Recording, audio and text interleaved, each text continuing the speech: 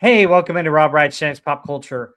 Disco's Last Stand, a great album by an awesome band. And how many buzzer times is Asian Pepsi One going to get buzzed today? Find out more on this episode of Rob Wright's Shanks Pop Culture. Yeah, there's the No, that first didn't one. count as one.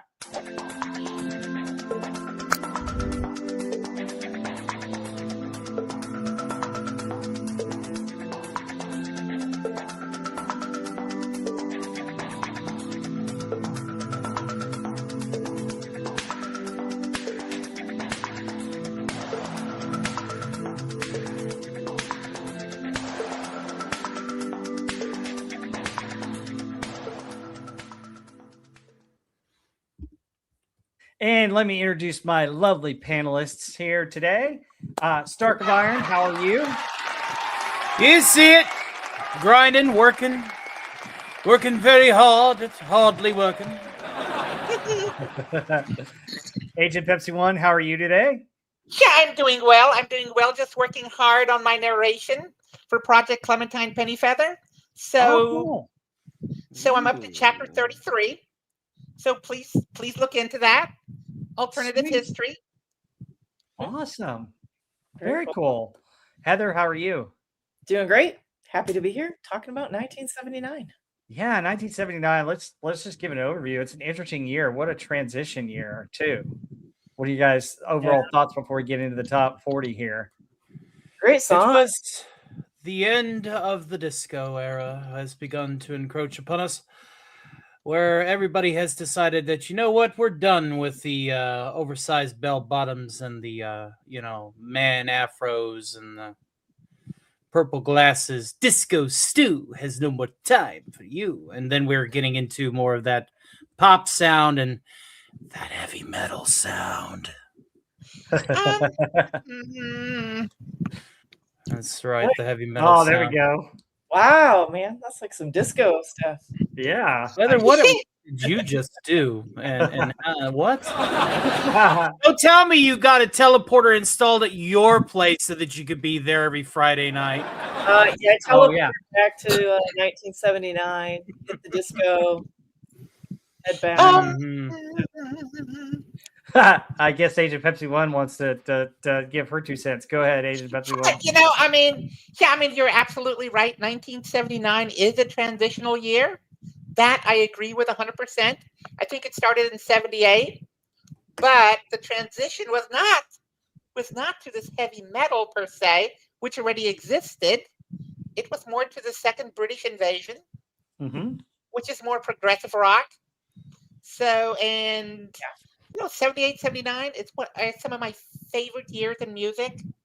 I mean, absolutely extraordinary in every way.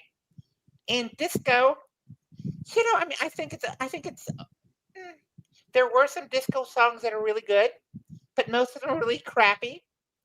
But, folks, it is what it is, and I have to say, it is just the time period I would have personally loved to have, experienced. That's what I have to say. Yeah, we all know Agent Pepsi One wanted to get on the dance floor and shake her booty. Oh, absolutely. Hey, if somebody has a time machine and they want to take me to Club 54 in New York, I would love to go. Oh, yeah. Jesus Christ, Dak, did you hear that? I heard her, Marty. Get in the car, Agent Pepsi One. Get in the car. All right, we want to say hi to a bunch of people in the chat. Baxo Jay-Z was one of the first people in here. Johnny Frihole, one of my good friends, is in here. Lombardi 1969's in there. SP4H is here. We've got Lombardi 1969, who's in the chat as well. Crouching Taylor Hidden Swift also made an appearance prior to the show starting as well. Please feel free to comment as we go, because we've got some great songs to talk about and some really cool stuff, cool news too. Some interesting stuff happened this year. But let's get into our first set of 10, which is 40 to 31 right here, right now.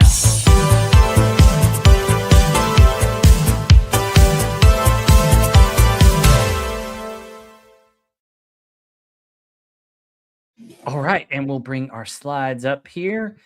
And I'll give you 40 through 31. We count them backwards, and then we give you the best of the rest. So starting at 40, we have a country crossover hit, The Gambler from Kenny Rogers. Got to know when to hold them, know when to fold them. Then we've got Donna Summer and Brooklyn Dreams. Donna Summer, you're going to hear a lot of on this top 40. They were with Heaven Knows. Then Earth, Wind, and Fire has a great song here, and I don't think that they get enough credit, but After the Love Is Gone by Earth, Wind, and Fire is at 38.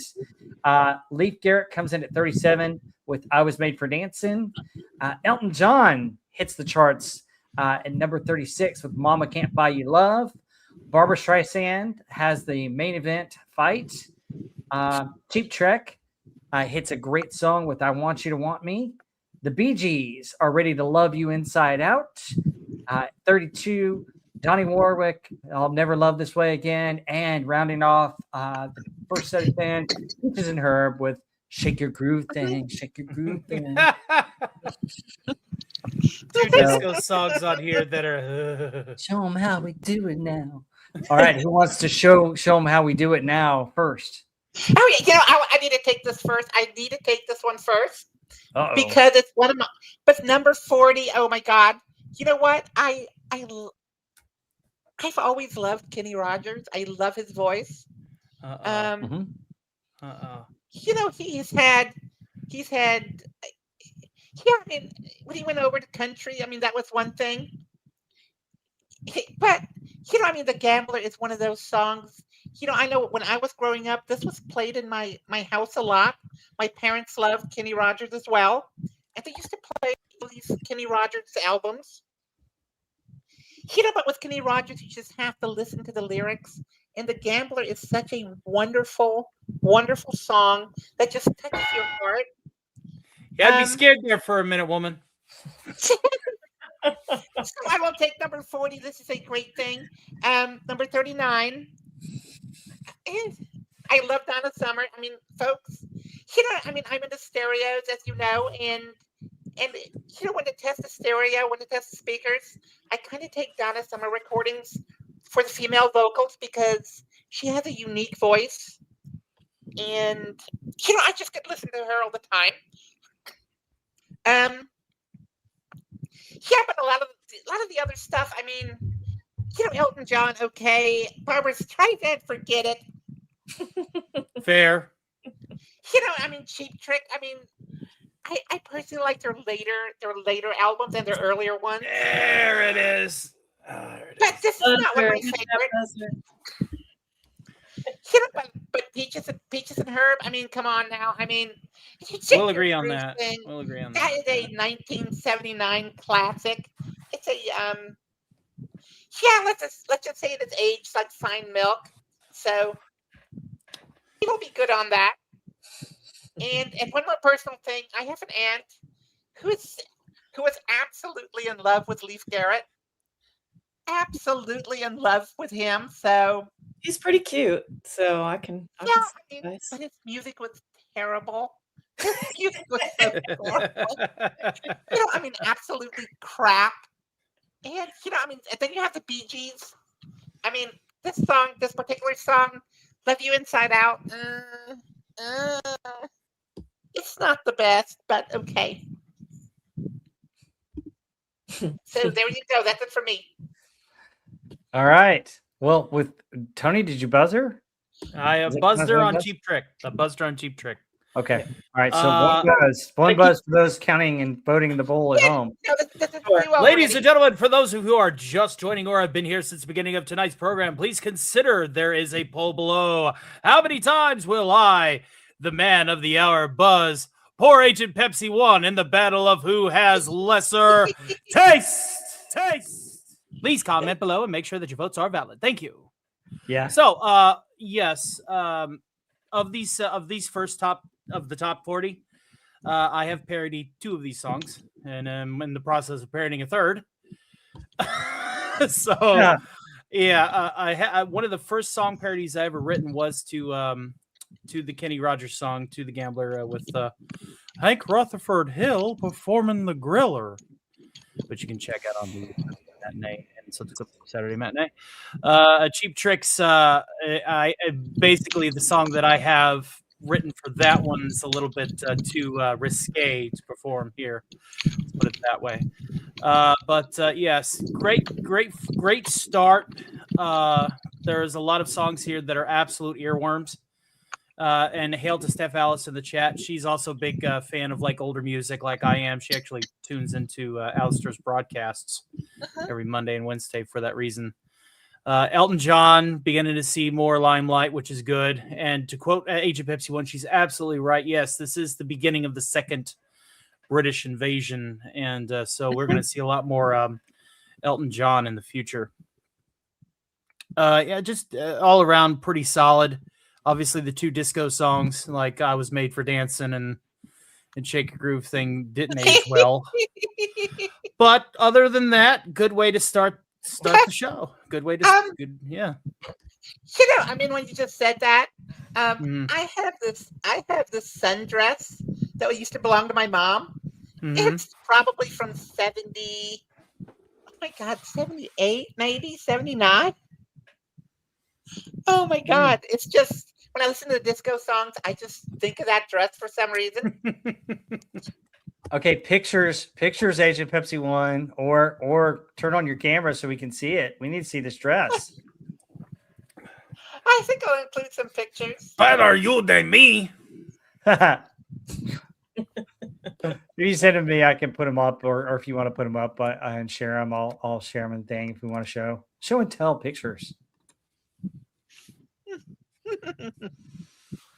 But yeah, that's my stake in it. Guess it's off to you, Heather.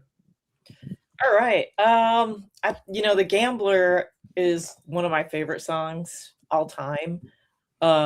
It's just such a cleverly written song, even though it's simple and straightforward. Just using poker metaphors for life, I think is really clever.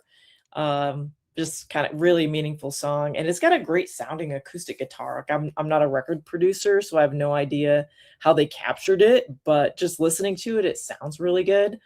I did get a quick snippet on that, Rob, that I wanted to share. It's about the writer. So Don Schlitz wrote the song, and it was recorded by a lot of different artists. Kenny Rogers is the most famous one. But he said, quote from him is, "Something more than me wrote that song. I'm convinced of that. I really had no idea where the song was coming from. There was something going through my head, which was my father. And somehow he filtered through me. His father had passed away right before that. And so he felt like this was like life advice coming from his father who had passed away recently.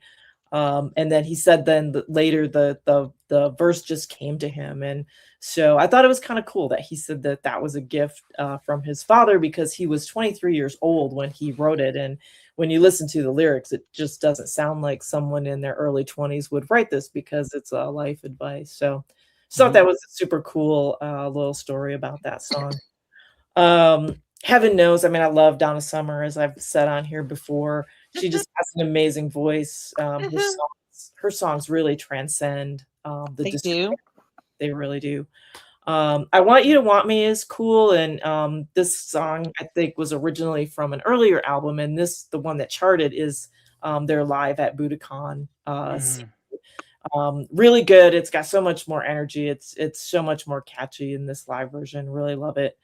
I Was Made for Dancing. I don't remember him having any other music. I thought this was kind of a one-hit wonder, but I might be wrong.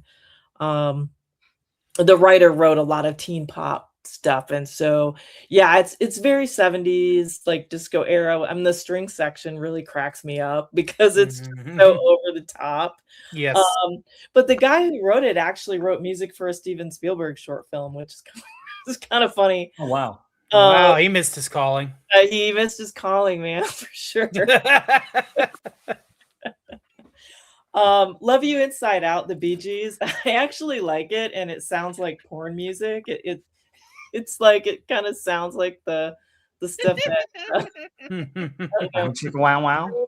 Yeah, especially on the intros and the verses. It's just like, wow. Yeah. Put this on. Yeah, Shake Your Groove thing. I mean, yeah. Mama Can't Buy You Love. That's pretty meh for an Elton John song for me. Just don't like it. I do like Earth, Wind and Fire, but not that song. The rest, I mean, Barbara, Deanne Warwick, not for me. So pass on those. All right, so my turn. Yeah, I love The Gambler. I agree with you guys. Actually, he was on the Muppet Show, and the Muppet Show was very popular at this time. And there's a Muppet version that you can watch on YouTube as well. That's interesting. Oh, no. Muppets doing a version of The Gambler, which I think is interesting. And actually having a Muppet drink whiskey, it was interesting too. But yes, Heaven Knows is okay. Donna Summer just dominates this list, guys. It's crazy.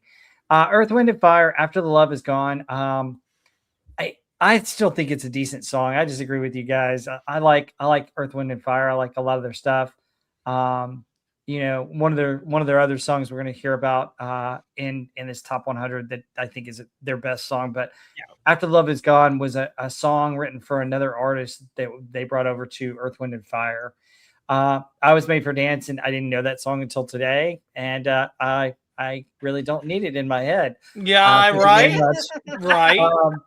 It's an earworm for sure. It'll stick. Yeah, but it's a bad kind of earworm. Yeah, kind of earworm. Don't. So by this time, Elton John and Bernie Taupin had gone their separate ways, and "Mama Can't Buy You Love" was not written by Bernie Taupin. It's one of the few Elton John chart toppers that was not written by Bernie Taupin. And we'll find out in the news if they get back together very soon or not. But it's okay. It's not his best. I agree with you guys on that one. Barbara Streisand, listen to it once, forget about it later. I just don't think Babs has some good songs and she can sing, but that's not a good one. And I just, wow. I mean, just looking at the poster for that, I just was like, what the heck? Now, I do agree with you, Heather, that the live version of I Want You to Want Me is the best. The other version of this song that's really good was done in the 90s by Dwight Yoakam on the country charts. It's actually pretty good too. But yeah, it's a better song live than it is on the recording. Way better. Love You Inside Out. It's the Bee Gees. I can take it or leave it. I'll Never Love This Way Again. Diane Warwick. Kind of sappy, to be honest. And I'm going to disagree with you guys. I like Peaches and Herb, Shake Your Groove thing. I think that's a good You know what? Hold on. Go ahead, Busby, Stark. It does have a killer bass line. Yes. It's not the song, it's the music. The lyrics are hokey, but the bass line kicks ass. Yeah. That I don't care how crunchy your B is on your bass line. Crunchy. All right. Those lyrics are no. The lyrics are cheesy. And we know this even more if you were on Duke Cox Show Friday Night Frolics, which many of you guys were, you would hear it. Oh, jeez. All right. So we got some interesting news in 79. There were a couple of significant deaths and significant albums and significant music happenings. Find out more in a minute once I get this banner to work. Come on. You gotta love it when StreamYard doesn't bring up the things. Here we go.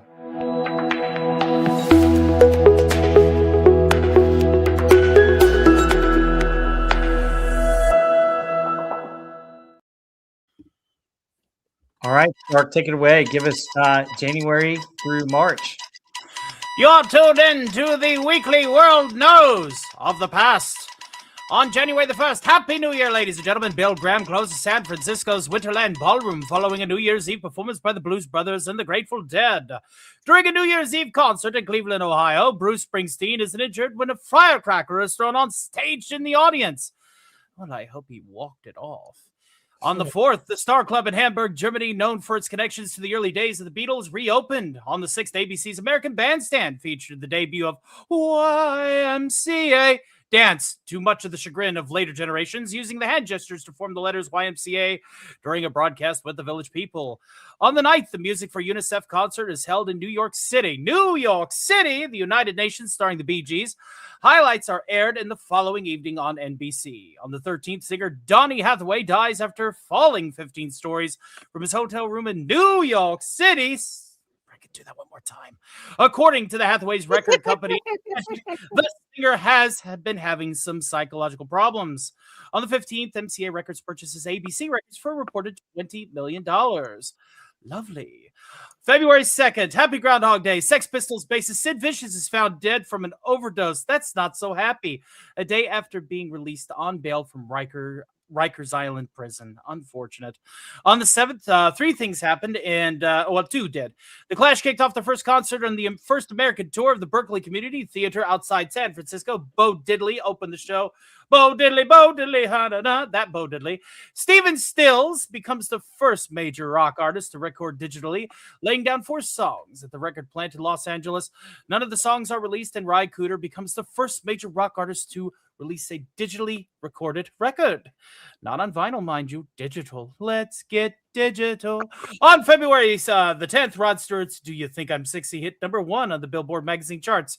To this day, a lot of people are still wondering if the question is still valid, but it did stay there for 4 weeks. On February 11th, 43 million viewers watch Elvis on ABC, a made-for-television movie starring Kurt Russell as Elvis, way before he saved the President of the United States from the clutches of Rikers Island. I mean, New York. I mean, Manhattan Island. Happy Valentine's Day. It's the 14th, following her 1972 sex reassignment surgery. Musician Wendy Carlos legally changes her name to Walter. She reveals the information as an interview in the May 1979 issue of Playboy magazine. Not so lovely. February 15th, Minnie Riperton, speaking of ripping, appears on the Grammys as a presenter with Stephen Bishop. The 21st annual Grammy Awards are presented in L.A., hosted by John Denver. The Bee Gees collect 4 Grammys for the Saturday Night Fever soundtrack, including Album of the Year, while Billy Joel's Just the Way You Are wins both Record of the Year and Song of the Year. A Taste of Honey wins Best New Artist. On the 23rd, Dire Straits, that's one of my favorite bands of all time, began their first U.S. tour in Boston. Money for nothing, ladies. Mm-hmm. On February 24th, Friedrich Sierra's completion of the Alan Berg opera Lulu is premiered at the Opera Garnier in Paris. Singer Johnny Wilder Jr. from Heatwave is paralyzed from the neck down in a car accident in his hometown of Dayton, Ohio. It's always in Ohio, these things. February 26th, B.B. King becomes the first blues artist to tour the Soviet Union. Kicking off the 1-month tour there. Luckily for him, he was able to come back unscathed and, at the very least, a little less communist. March 2nd through the 4th, Weather Report, the CBS Jazz All-Stars, the trio of Doom, Fania All-Stars, Stephen Stills, Billy Swan, and Bonnie Bramlett. Say that 3 times fast. Mike Finnegan, Chris Christopherson, Rita Coolidge, and Billy Joel, plus Cuban X, Icare, Pacho Alonso, Elena Burke, Los Papinas, Tata Guinness, and Orquesta Aragon play in the historic 3-day Havana Jam Festival at the Calamax Theater in Havana, Cuba. Can I have my show back? Thanks. On MCA Records dissolves the ABC Records on March the 5th. March 10th, James Brown performs at the Grand Ole Opry.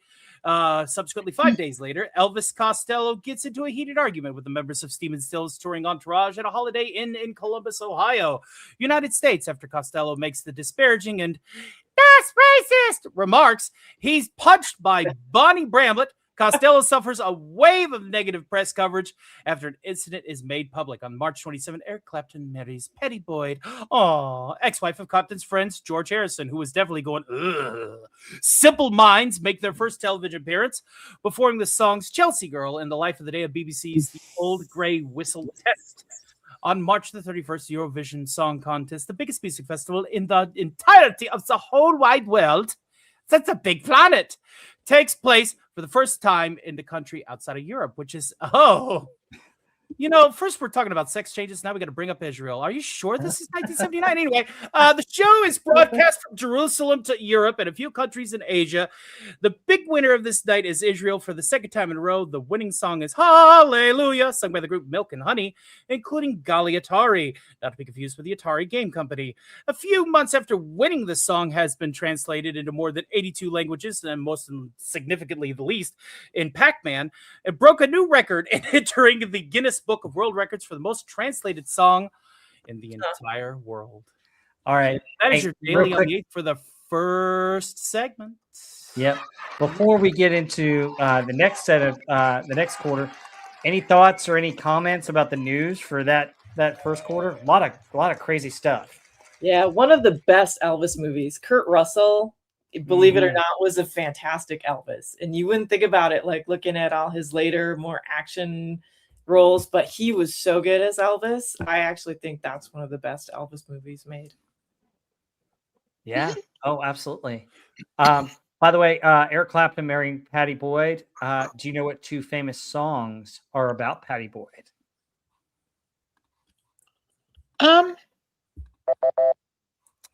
All right, one of them's by the Beatles with George Harrison. Something? Yes, something. Yes, that's about her. Yep. And the other one's by Eric Clapton. Very famous song. Yeah, which one it is, but I can't think of it now. Layla? Layla? Yeah, Layla. Yeah. Yeah. Mm-hmm. Yep. So yeah, Tell her Layla, what Layla she's something won. about her. So kind of crazy. So, but yeah, it was interesting. Yeah, he had a crush on her when she was married to George Harrison, and they were best friends. So, but yeah, crazy stuff. Thank you, Stark, for reading all that. There are a lot of pronunciation. So good job at that. Anything else? What can I say? I'm pretty decent orator. You gave me the hard one. You gave me the hard one, so I appreciate it. Yeah. Any other comments about the first quarter of 79? All right, Heather, tell us about the second quarter of 79. Yay, 50 cents. I can call my mom. April 2nd, Kate Bush begins her first and for 35 years only tour. She becomes the first artist to use a wireless microphone, enabling her to sing and dance at the same time. And now it just enables them to give the impression that they're singing when they're really lip syncing and just dancing. True. Absolutely. Yeah, she started a bad trend there, I think. April 6th, Rod Stewart marries Alana Hamilton. April 7th, 110,000 people attend the California Music Festival at the LA Memorial Coliseum. Performers include Aerosmith, the Boomtown Rats, Cheap Trick, Ted Nugent, and Van Halen. April 12th, Mickey Thomas replaces Marty Bain as the lead singer on Jefferson Starship. April 13th, during a concert by Van Halen in Spokane, Washington, David Lee Roth collapses from exhaustion, maybe. A local doctor treats him for a stomach virus and advises him to calm down.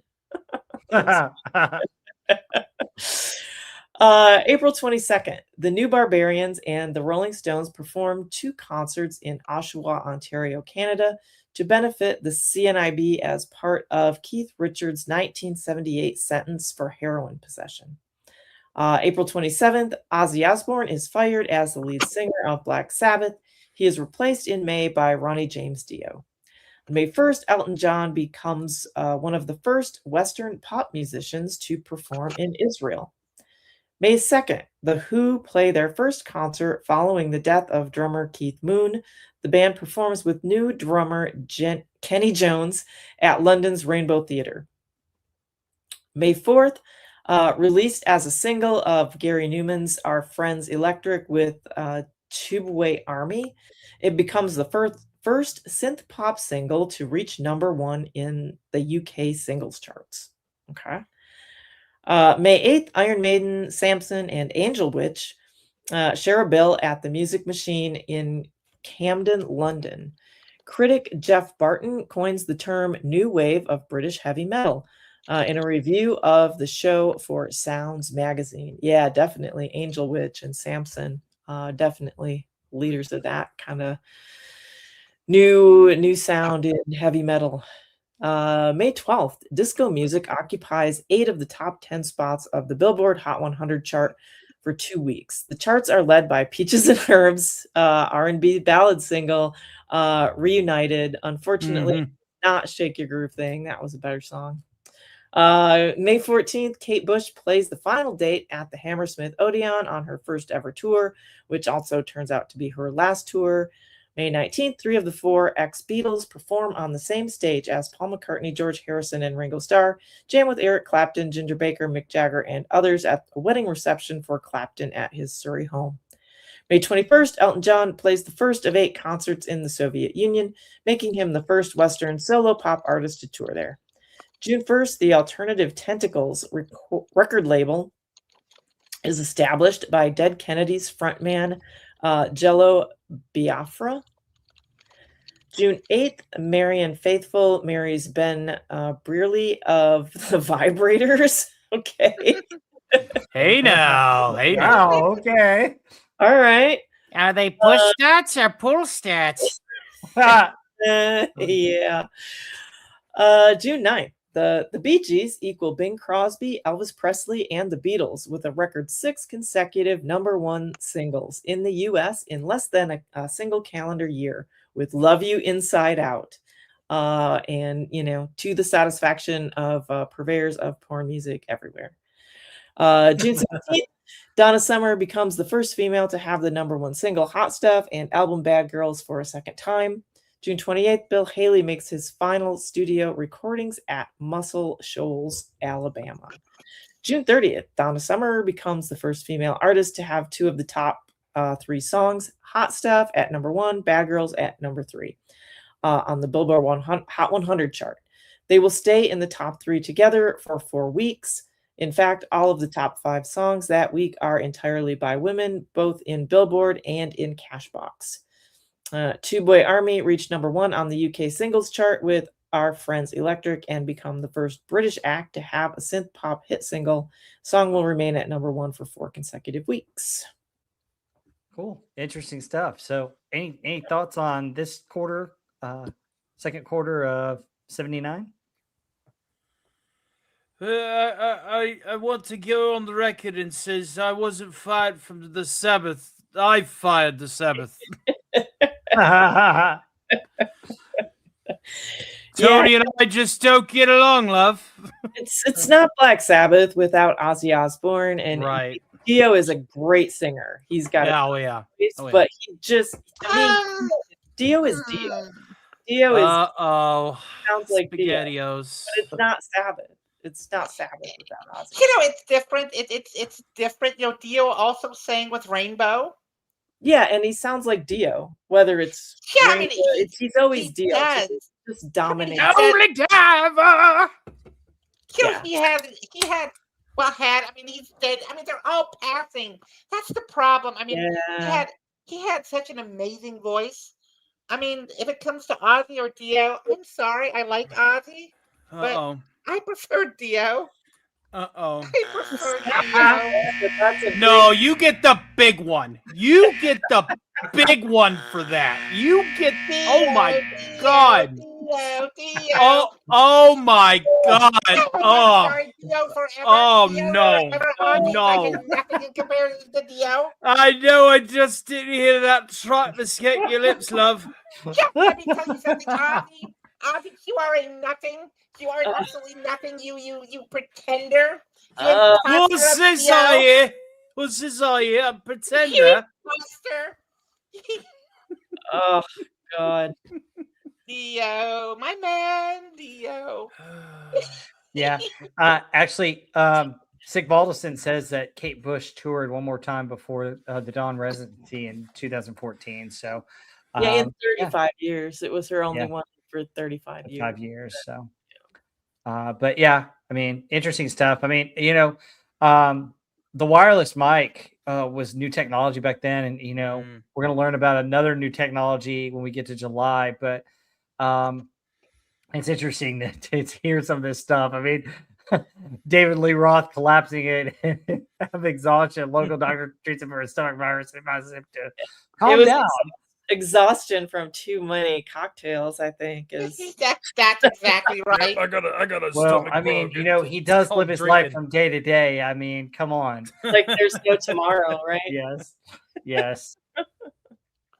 But yeah, it's interesting that the Who, we talked about Keith Moon passing away in our last segment, 1978, and they just replaced him, and that was kind of interesting. But how would you like to be in attendance for Eric Clapton's wedding? Oh my goodness, that lineup! 3 of the 4 yeah. Beatles singing together. I like the concert that had Aerosmith and Yeah. else. I'd take Yeah, that. that'd have been cool too. But I mean, crazy stuff. Wild, wacky stuff. Yeah. I mean, that the California Musical Festival with Aerosmith, the Broomtown Rats, Cheap Trick, Ted Nugent, Van Halen. Yeah, that would be pretty awesome. Yeah. Oh my God, yes. Awesome. I mean, Cheap Trick, Van Halen, and Aerosmith, along with Ted Nugent alone, would be awesome. But I mean, very cool stuff. Oh, Mickey Thomas joining Jefferson Starship was significant. That really brought them back into light. And then I think they later on, another year or two, they dropped the Jefferson and just become Starship. But the sad tales of Airplane. They freed their head one too many times. And then... But I think Mickey Thomas was a welcome addition to that band because they were starting to fall apart then. So I agree. Yeah.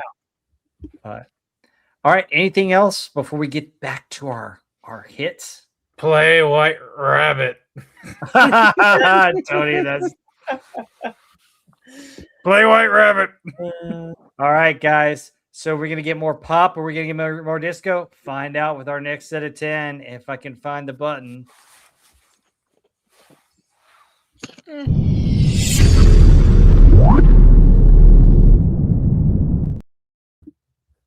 All right, so rounding out the next set of 10, 30 through 21. You Can't Change That by Radio.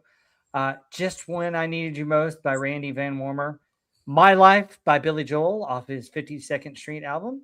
The Logical Song by Supertramp. Don't Cry Out Loud by Melissa Manchester. Yes, that's very good advice.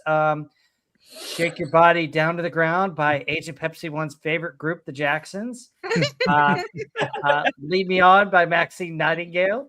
Stumbling In by Susie Quantrill and Chris Norman. Knock on Wood by Amy Stewart. And You Don't Bring Me Flowers Anymore by Neil Diamond and Babs. Why must she ruin everything she touches? Let's get into this 10 here. Who wants to go through this first? Wading Through the Swamp. There's so many good songs on this. I mean, God, I mean. Okay, go ahead, Agent Pepsi One.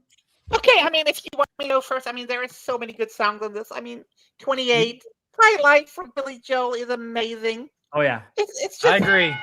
Oh, my God, it's amazing. You know, and the next song, 27, is my favorite song out of this whole stuff here. I mean, not just these 10 out of this whole 100. It's probably my favorite song from the late 70s. It's the Logical Song by Supertramp. You know, I mean, it's a song that I live by. They don't want you to be called X, Y, and Z. Oh my God, I love it. I so love this song. Yeah, I mean, it's just. You know, Melissa Manchester. Like her, don't like her, but I think she was a singer of the time, so that makes her worthy. And then comes this abomination. These. You know, are they really artists, or are they just there to torture people? The Jacksons. She's on a roll, kids. No, I'm not gonna sugarcoat it. Oh my God! I mean, they're like hot pokers in my ear canal. Nothing but hype. Show me on the doll where this band touched you, okay? I will gladly lie about it. I will gladly lie about it and have them all put away forever. Then we come to number 23, Stumbling In. I mean, this is also the song of the time, but I love the harmonies of this one. Susie Quattro is an amazing artist by herself. Chris Norman is amazing. That duo they do together is just, I mean, it just warms my heart. I love this song. 22, Knock on Wood by Amy Stewart. Yes, this is the quintessential disco hit, but I mean, the way she performs this is just, it's just on another level. For disco, right? Yeah, for disco, it is on another level. All right, that'll pass. Go on. I mean, no matter what you say about her, I mean, she was an entertainer. Mm-hmm. Then of course you have then you have this one. Barbara Streisand again. What are you doing with your life, Neil? You're not supposed to work with trash. Yeah. Of course, Neil Diamond doesn't bring her flowers anymore. I hope. Weren't they married for a short period of time? I mean, he should have brought her the divorce decree. Here we go. Maybe even annulment. Yeah. I know I said yes at the altar, but that was wrong. I made a mistake. They weren't married, were they? Wrong. I didn't think I don't know. I don't really follow Streisand much. I don't know. Some were married. I always thought these two were married for a time. Really? I don't know. I don't think they were, but I mean, nonetheless, I mean, of course, he doesn't bring her flowers. Who the my hell gosh, would bring she's that? married to Elliot Gould. Elliot Gould? I mean, that's a great name for a husband. Gould. No, Gould. Elliot Gould, the actor, comedian. I was about to say, don't be talking about Gould, smooth skin. We'll be here all night. Yeah, but anyway, of all these things, yes, it's the logical song for me. Oh my God, I love the logical song of Breakfast in America, the whole CD. I have that on Super Audio CD, and I can say I love it. I listen to it at least once or twice a week. It is amazing. It just sings to me. I'm sorry, but I mean that's the way it is. That album is going to be timeless forever. Like that's I mean, agree with you there. Oh my God, I mean it's just so amazing. What a controversial turn of events. Agent Pepsi 1 made it through without getting buzzed once. I'm thoroughly impressed. Yeah, like 5 bells. I mean, it was great. Yeah, man, and we're not even to her song about the bell coming up. Right, I know. All right, Stark, you sound like you want to weigh in. Billy Joel, My Life stands out for me alongside a logical song, but we'll put a little more spotlight on a song that I need to actually learn on keys, seeing as I know just about every other song on that album off 52nd Street. But between that and obviously the logical song gets a lot of love here. Those two are the ones that stand out to me the most. Side note, Barbara Streisand destroys everything she touches. It's like that scene from Fairly Odd Parents where Timmy's mom goes, "Everything I touch dies." That's Barbara Streisand. Okay. All right. So yeah, I'm sorry, Neil. I'm so sorry he had to. Knock on wood also. As far as like disco songs are concerned, it's more tolerable. You guys acting like it's mediocre. When that song comes on in the club, you're cutting a rug, man. No doubt about it. I'm gonna knock on wood on your opinion. All right, there you go. On the dance floor, even you got brand new heels, your feet hurt. You just busting a move, man. When that song comes on.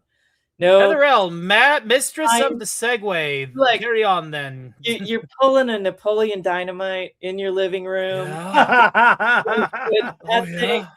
I'm ready to boogie. Are you ready to boogie? Yes. You guys, man, I know it. You can't lie. It's no pretend that it's not. Rob, don't make that face without that issue of Night Night in your hand. How dare you break tradition? You're supposed to have Night Night there with that goofy grin. Oh God. And now, if you want to be like Rob Wright, go down to Douglas Nelson and get yourself a copy of Night Night. Look how happy he is. Put some knock on wood on and be a happy camper. All right, Heather. Let's talk about your views of these. I know you like Knock on Wood. What else do you like? I just think that's a great dance song, man. And to me, it feels more like an 80s synth song with the music. It doesn't have that disco-y violin stuff. It sounds more synth to me. So like, I remember, when just first listening to this song, I mean, this is a song that got played in the dance clubs in the 80s, the 90s, the 2000s. And I never would have guessed it was from the 70s. It just, to me, it doesn't have that sound. So, but I can't believe we all have the same top two, or the three of us. Billy Joel, My Life, and the Logical Song. Right. I'm right with you guys on that. My Life is, I love the line, you can speak your mind, but not on my time. I think one of my favorite lines in a song of all time. The harmonies are fantastic on that song. I think Peter Cetera is singing on it. And just those little piano riffs kind of that come in between the verses. It's just such a great musical arrangement. Really underrated song of his. Yeah, Peter Cetera and Donnie Dacus performed backing vocals on it. Great harmonies on that, on the sections of that. The Logical Song, obviously the writing, the lyrics, the message behind it. Just, I think he wrote it about just being at boarding school for 10 years. And, just one of those that makes you think about what's important in life. He needed to sing Billy Joel's My Life to whoever was, suffocating him there. But the musical arrangement on that song is crazy too. Yes. Time signatures and the horns, it's just so cool. Definitely the top two there for me. I think Ray Parker Jr., you can't change that. It's okay, it's not terrible. The Jacksons I think that's okay too. I mean, they're kind of losing. Oh, Heather, why? Why? Thank you. Jacksons. Thank you. I'm all right with the Jacksons. You have a lot more patience than I do. Stumbling In, it sounds like it should have come out a few years earlier to me. I mean, it's okay. It sounds like it's an earlier 70s kind of vibe to it. Yeah, like 1975 maybe. Yeah. 76. Yeah. Mm-hmm. I fully agree. With Chris Norman, the songs he wrote and he performed, I can't remember that band he was with. It was very, very popular in England. It was very popular in Europe. But all of his songs were from like the early to mid 70s. Yeah, it has that. Yeah, but Suzi Quatro was actually known for fairly heavy music. Yeah. So I'm kind of surprised that they could even do this collaboration. Yeah. But it's a classic. It is absolutely classic. Yeah, that's a good song. The other four, pass. You Don't Bring Me Flowers, Just When I Need You Most. Just pass on those four for me. Those are no thumbs down on those four. Yeah. Again, everything she touches dies. It's a fact. So this set of 10, this set of 10 has the highest of highs and the lowest of lows to me. Yeah. It's got the range here, and I agree with you guys. So my life, obviously, I'm a big Billy Joel fan, so I'm right there with you guys on My Life. There's a rumor that Richard Lewis was the old friend that left for LA, who did the stand-up routine, but it hasn't ever been confirmed by Billy Joel that that's the old friend. So I think My Life's great and Supertramp's Logical Song. It was actually written about his school years in grammar school, teach how he was taught and brought up with thinking logically. I agree. Radio Can't Change That is okay. Just When I Needed You Most is a throwaway song. Don't Cry Out Loud, kind of annoying. Shake Your Body Down to the Ground is probably the worst of the Jackson songs. Lead Me On, yeah.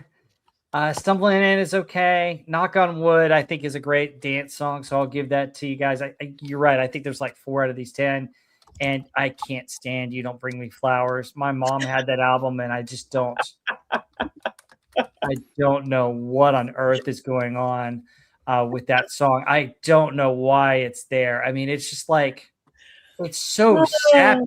I'm just like, you don't bring me flowers. And I'm just like, are you freaking kidding me? What have you done to deserve flowers, Babs? But and folks, we just lost Agent Pepsi 1. Hopefully she she felt the wrath of the duck, ladies and gentlemen. Yeah, she said it's suffering, so we'll give her a few minutes to come back. But I think this is the weakest of the outside of like 2 or 3 songs. I think this is the weakest of the 10 of the set of 10 we're doing today, in my opinion, because that's why I said it's kind of in the swamp a little bit, because it's just you got so many songs that are sappy in this group of songs in a way. Yes. So, but yeah, I mean, and you've got some, like Melissa Manchester later on in the 80s had some better stuff. Yes. So we'll see about that. I mean, and Ray Parker Jr. with Radio, he had 1 or 2 hits. Yeah, it's okay.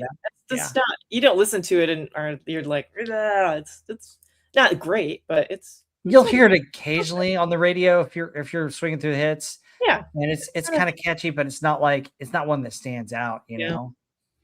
So, but speaking, Billy Joel really had to hit his stride with he had the Stranger album that was a big hit, and then he followed up with 52nd Street, and then you have Glass Houses and Nylon Curtain and Innocent Man. He just had a string of just incredible hits right here in the late 70s, early 80s. Hit albums that just were phenomenal. So, and I don't think Supertramp gets enough love. The Logical Song is a great song, but they got some other ones that were really good. I like Supertramp. Goodbye Stranger is another great song. That album's good. Oh yeah, that album's fantastic. I meant what I said. It's timeless. That album applies to just about everything, even today. Yeah. Yep. So it's just crazy. Agent Pepsi 1 saying that her internet is slow. That's probably why it won't 3 megabytes a second. Ooh, gosh. Dude, I made a time machine joke about taking you back. I didn't expect you to actually go back. I'm sorry. She's on a dial-up modem. Yeah. Oh well. I'm talking to somebody who has a sound effect for every one of these occasions. There we go. Oh my gosh. Yep. Good stuff. That's right. The delicious sound of illegally downloading your first Metallica song. Those were the days. Oh, wow. Nice. Yeah. Oh, I'm so sorry. Agent Pepsi says it's a 360p now and buffering. Ooh. God. Bad Good grief. We got to get her a new internet and a new computer. Yeah. All right. When I become monetized, folks, which is 118 hours away. I could have swore you had had that by now. It's been a month. Well, the problem is that I've got those other Band of Brothers episodes that Heather and I did last year that were really popular and that are falling off. Oh no. So yeah, that's what's going on. So you have to get what is falling off plus more. So no. We're getting close, but if we can get in striking distance, like 4 or 5 hours, and then it hopefully get close. I thought you got close like a few weeks ago. I hereby nominate. We have a contest, okay, and this contest is going to be quite simple. Everybody that commits to getting this man his last 100 watch hours, whether it's playing his stuff on a playlist or anything, will all be pulled into a big circle, a big old hat. And the winner will receive a personalized message from Heather L. and, of course, the other representatives of a certain particular Wait a minute. Ram. Why are you involving her in this? What is that? Sure as heck ain't gonna be winning anybody with my face. A personalized message. That's right. message. That's What's she right. gonna We say? here at the Harvey cult love you and appreciate you, and this is yours forever. She'll personally on a stream say hi to you. Okay. There you go. Well, I mean that I wasn't going to try and do be that anyway. like dirty with it. She or does that nothing. anyway. Yeah, I was just trying to be funny. No, but when I get monetized, we'll do a Star Wars stream, and we'll do the New Hope, and we'll have special guests on here talk about how they their experience when they first saw Star Wars: A New Hope. So we'll get that arranged. Was nothing but Star Wars. Yeah, Agent Pepsi One says it was she was on with King Dolphin TV yesterday. Subscribe to them if you haven't; they're great. Oh yeah, Herman Feliciano and Sandra Feliciano and his whole gang there. It went to Less or the Same. It's her provider. So basically, we got to get Agent Pepsi One out of Mississippi. Is what we got to do. Yeah. Is that really the source of her internet issues? Mississippi, yes. Yeah. Oh, Lord. Alright. My God. Okay, looks like I'm doing the news. So are we ready for this? Yeah. Yep. You got an entire half year. You sure you want to do the whole half year? Oh, I can do it, dude. I can do it. I can rock it. Let's rock it and roll it. Here we go. Let's go. As soon as I get these media assets, I tell you, folks. Let's see.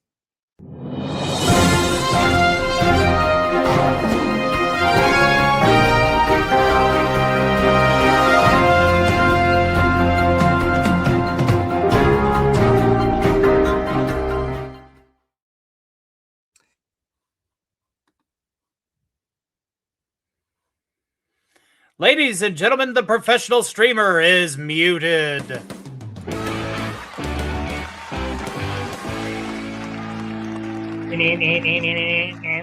Here's the news from July through, well, I guess it'll be December for me now. Okay, here we go. July through December, and we'll pause at the end of September. All right. So July, EMI's first non-classical digital recording, of UK jazz funk duo Morrissey Mullen covering Rose Royce hit Love Don't Live Here Anymore is recorded at Abbey Studios and later released as a limited copy edition on vinyl. George Martin's associated independent recording opens its Air Montserrat recording studio on the Caribbean island of Montserrat. The first album recorded here is Climax Blues Band's Reel to Reel. Climax Blues Band is an underrated band, by the way. Guess what, Tony? On July 1st, revolutionary music was allowed to be done on a Walkman. Sony Walkman came out in Japan. The technology of the era. Yes. Did you have a Walkman growing up? I had one of the not the pretty blue ones or the pretty green ones that you had, with that didn't have any like the originals, but I did have a cassette player. I did have a portable Walkman, one of the black ones that you got like in the early 90s before Discmans became a thing. And coincidentally, when I upgraded to one of those, it was anti-skip technology. Yeah, BS. Absolute BS. I would have to just go back to taking my tape player with me just because I hated that thing when it skipped. Yeah. So yeah. Discman was tough. Walkman worked better. You had to just make yourself a mixtape because when you're out, you don't want to be. I had one of those boom boxes where I would just rip off the CDs onto a blank cassette. Yep. So whenever I was like, I want to listen to this album, I would just take a blank cassette, or I would take a cassette and just put the tape over the top of it, record over it, and take that album with me. Yeah. And Marcel Lopez, thank you for helping me pronounce Montserrat is how it's pronounced. Okay. Montserrat. Yeah, I had a Discman and that. I had one of the first Discmans ever in the 80s. It was weird. But that's the thing with Skip. But the cool thing is I connected it to my stereo and then I could record off the Discman onto my tapes and use my Walkman. So July 7th, the Bee Gees play a sold-out crowd in Dodger Stadium in Los Angeles as part of their Spirits Having Flown tour. July 10th, Chuck Berry is sentenced to 4 months in prison for tax evasion by a Los Angeles County judge. By the way, he subsequently asked for cash up front going forward. at all his concerts. July 12th. This is the infamous night, and Heather can tell us more about it. Disco Demolition Night, an anti-disco promotional event held by a Chicago rock station at Comiskey Park involving exploding disco records with a bomb, causes a near riot between games during a Major League Baseball doubleheader, forcing the cancellation of the second game. And Heather, do you want to tell everybody about that real quick? It was a big thing. That game was, I don't know if it's televised everywhere, if it was like a national TV game or if it just happened to be on where we were. But I was a little kid. My cousin, who was like a teenager, probably in high school, was a huge sports fan, had to like watch every single game on, was always glued to the TV. And I remember this happening, and I was at his house and he was just like cursing at the TV. He's so pissed that people were doing this because he wanted to watch the game. So he's just like,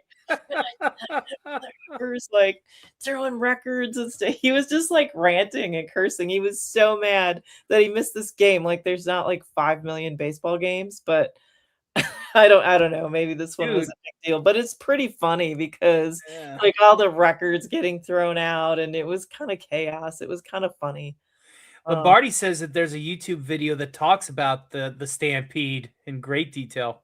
Well, that's coming up. That's coming up later. But there's a video on this one. There's a whole thing on Disco Demolition, and basically they're crediting this DJ as helping destroy disco with this. So, oh wow, but it didn't. It was just a dumb stunt. Like it didn't. Yeah, it was. People who listen to music aren't going to change because a bunch of morons like wreck disco records at a baseball game. It was just kind of stupid.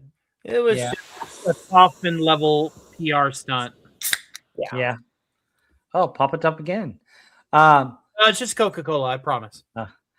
July 14th, Donna Summer, who we've talked about a whole lot, for the third time in an 8-month period, has scores a #1 single with Bad Girls, staying atop the charts for 5 weeks, and #1 album with the same name, which also tops the Billboard 200 for 6 weeks. July 24th, with Bad Girls, both single and album, Donna Summer's success continues as she becomes the first female artist to sit on top of 3 major Billboard charts: Billboard Hot 100, Hot Soul Singles charts, and Billboard 200. Disco dominates the Billboard 100 charts with the first 6 spots, beginning with Donna Summer's Bad Girls, and 7 charts top 10 songs ending that week. That was even after that disco fiasco in Chicago. Yep. Two-Way Army reached #1 UK charts with Replicas. And then July 28th, Aerosmith and Ted Nugent headlined the World Series of Rock at Municipal Stadium in Cleveland, Ohio. Also on the bill are, get this, Journey, Thin Lizzy, AC/DC, and the Scorpions. Following the concert, Aerosmith guitarist Joe Perry quits the group after an argument with bandmates. I would have loved to go to that concert. That sounds awesome. Oh yeah, that sounds like a great lineup. Yeah. All right, rounding out July, 250,000 turnout in Central Park for a free concert by James Taylor in a campaign to restore Sheep Meadow. In August, Elton John and lyricist Bertie Taupin, having reunited after a 3-year break, eventually record their first compositions since then, to be released a year later as 21 at 33. August 6th. All right, I'm going to need some help with this. One moment. I'll fetch it up. August 6th. Bauhaus? Yes. Bauhaus releases debut single Bela Lugosi's Dead, considered to be the first gothic rock release. Yeah, interesting. Yeah. August 10th, Michael Jackson, Agent Pepsi one's favorite, releases his 5th studio album, Off the Wall, which would eventually become his first breakthrough album. August 18th, Nick Lowe and Caroline Carter are married at Carter's Los Angeles home. August 24th, Prince's first hit single, I Want to Be Your Lover, which I think we discussed, is released in the U.S., reaching #1 on R&B and number 11 on the Hot 100, selling more than 1 million copies in the U.S. August 25th, My Sharona, which we'll talk later on about, by the Knack, hits #1 on the Billboard charts. For the first time in over a year, that song hits #1 that is not either a disco song or a ballad, signaling a potential resurgence of rock. And then we'll get into September before we talk more about some of these real quick. In Excess on September 1st performed for the first time in public at Ocean View Hotel in South Wales. U2 enters the studio for the first time to record a locally released single. ABBA begins their tour in Alberta, leading off a month of dates in North America. September 16th, a day that will be interesting. The Sugar Hill Gang releases Rapper's Delight in the United States. It's considered the first rap single, and it becomes a top 40 hit on the Billboard Hot 100. I don't know if that's the first rap single. I thought there was another song, but whatever. I don't know. I don't know rap well enough to do that. It's around this time. A lot of people Yeah. say different things, but yeah. Yeah, I've heard that one. I've heard something else like earlier in the 70s, but September 17th, Ontario Court of Appeals rejects a government appeal against the previous year's sentencing of Keith Richards, which allowed him to avoid jail time for his 1977 arrest in Toronto for heroin possession. September 19th through 23rd, musicians United for Safe Energy, Muse, interesting, stages a series of No Nukes concerts at Madison Square Garden with Jackson Browne, Crosby, Stills and Nash, Bruce Springsteen and the E Street Band, Bonnie Raitt, Tom Petty, James Taylor, and Carly Simon are among the participants. September 22nd, Gary Newman hits #1 UK charts with The Pleasure Principle, only 2 months after his Two-Way Army album Replicas has topped the charts. The New Music, Canadian weekly music culture program, makes its debut on City TV. And November 27th, Elton John collapses on stage at the Universal Amphitheater in Los Angeles while performing Better Off Dead. He refuses to stop the show and resumes playing 15 minutes later. Wow. Jeez. Wow. All right. Anything about that quarter? We've commented on some of it, but I'm just like, wow. Jesus Christ, Doc. That's pretty heavy. Yeah. I mean, I'll tell you that a July 28th concert would have been awesome. Yeah. Yeah. Oh, yeah. Really good. But yeah, I mean, Prince's first single, My Sharona, but we're starting to hit some In Excess and U2 start their bands and start the beginning of their success. And we see a lot of their stuff in the 80s, which is cool. So 9 Coronas. Yeah. All right, let's get to the last quarter of that year, and hopefully Asian Pepsi One will be back at some point. As we mentioned, Joe Perry got mad and got into a fight with his bandmates. Well, guess what? On October 10th, Joe Perry officially leaves Aerosmith. My birthday that year, November 3rd, Donna Summer becomes the first female artist to have 5 top 10 hits the same year. Like we said, Donna Summer's big in this year. November 16th, Infinity Records is shut down and absorbed into MCA. November 17th, Donna Summer again. For a second time, has 2 songs, Dim the Lights and No More Tears, Enough is Enough with Barbara Streisand, number 3, in the top 3 of the Billboard Hot 100. The first female to have 5 top 5 hits in the same year. November 24th, with No More Tears, Enough is Enough, and Enough is Enough on Donna Summer news. Good grief. In the top spot, Donna Summer becomes the first female artist to score 3 #1 singles in a calendar year on the Billboard Hot 100 charts. Yes, Donna Summer, the queen of 1979. Number 26, Bill Haley and the Comets perform at the Theatre Royal, Drury Lane, in London, in a command performance for Queen Elizabeth II. This was Haley's final recorded performance of the great song Rock Around the Clock. November 30th, interesting release here. Pink Floyd releases guess which album? The Wall. The Wall, which is a weird movie, by the way. Oh my gosh. Can't have any pudding if you don't eat your meat. Yeah. It's one of Rock's. Go ahead. That is one of the, if there will be signs if I win the lottery. And one of that would be hiring a helicopter pilot, renting a chopper, and hanging my happy butt out of that chopper with a megaphone going, "Hey! Wow. You can't have any pudding if you don't eat your meat!" Oh, geez. At traffic. Wow. Wow. Yeah. Okay. Bucket list Yeah. item. I know, crazy, Yeah. but then again, I'm pretty crazy like that. So Yep. So it's one of the most well-known concept albums and one of the best-selling albums of all Mhm. time. It's also the last album recorded with the lineup of David Gilmour, Roger Waters, Nick Mason, and Richard Wright. December doesn't give us a date. Iron Maiden is signed by EMI. They hire Dennis Stratton as a second guitarist. Okay, December 3rd, my brother's birthday, his birth. In Cincinnati, a stampede of for seats at Riverfront Coliseum during the Who concert kills 11 fans and injures 26 others. Band members are not informed of the deaths until after the show. Yeah, it was rough. Yeah. December 8th, the OTI Festival held at Theater for the Military Academy in Venezuela is won by the song Cutinea Conamingo, written by Chico Nuevo and Raul, I'm not going to pronounce his last name, and performed by Daniel Villalobos, representing Argentina. December 26th, Iron Maiden drummer Doug Sampson is replaced by ex-Sampson drummer Clive Burr. December 26th to 29th, the concerts for people of Campucheca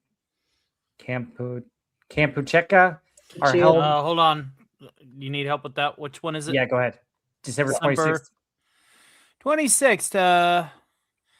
Go ahead. The people of Campuchia? Yeah. Campuchia, I think. Campuchia. O-N. Campuchia. Campuchia are held Not to for be confused with Camp Granada. Yeah. In London to raise victims of the war in Cambodia, Queen, The Who, The Clash, Wings, Elvis Costello, and members of Led Zeppelin all take part.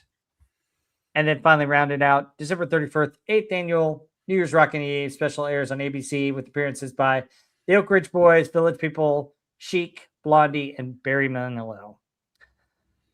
Thoughts on these? Gosh, that December 3rd concert in Cincinnati is sad. Yes. Yeah, that's tragic. It's also a reminder that there was one point when Dick Clark wasn't a robot whenever he was hosting New Year's Rockin' Eve. Yeah. I don't know if that would really get me going with that lineup, but no. Iron Maiden didn't have their best drummer yet. No. Oh, but far from. Yeah.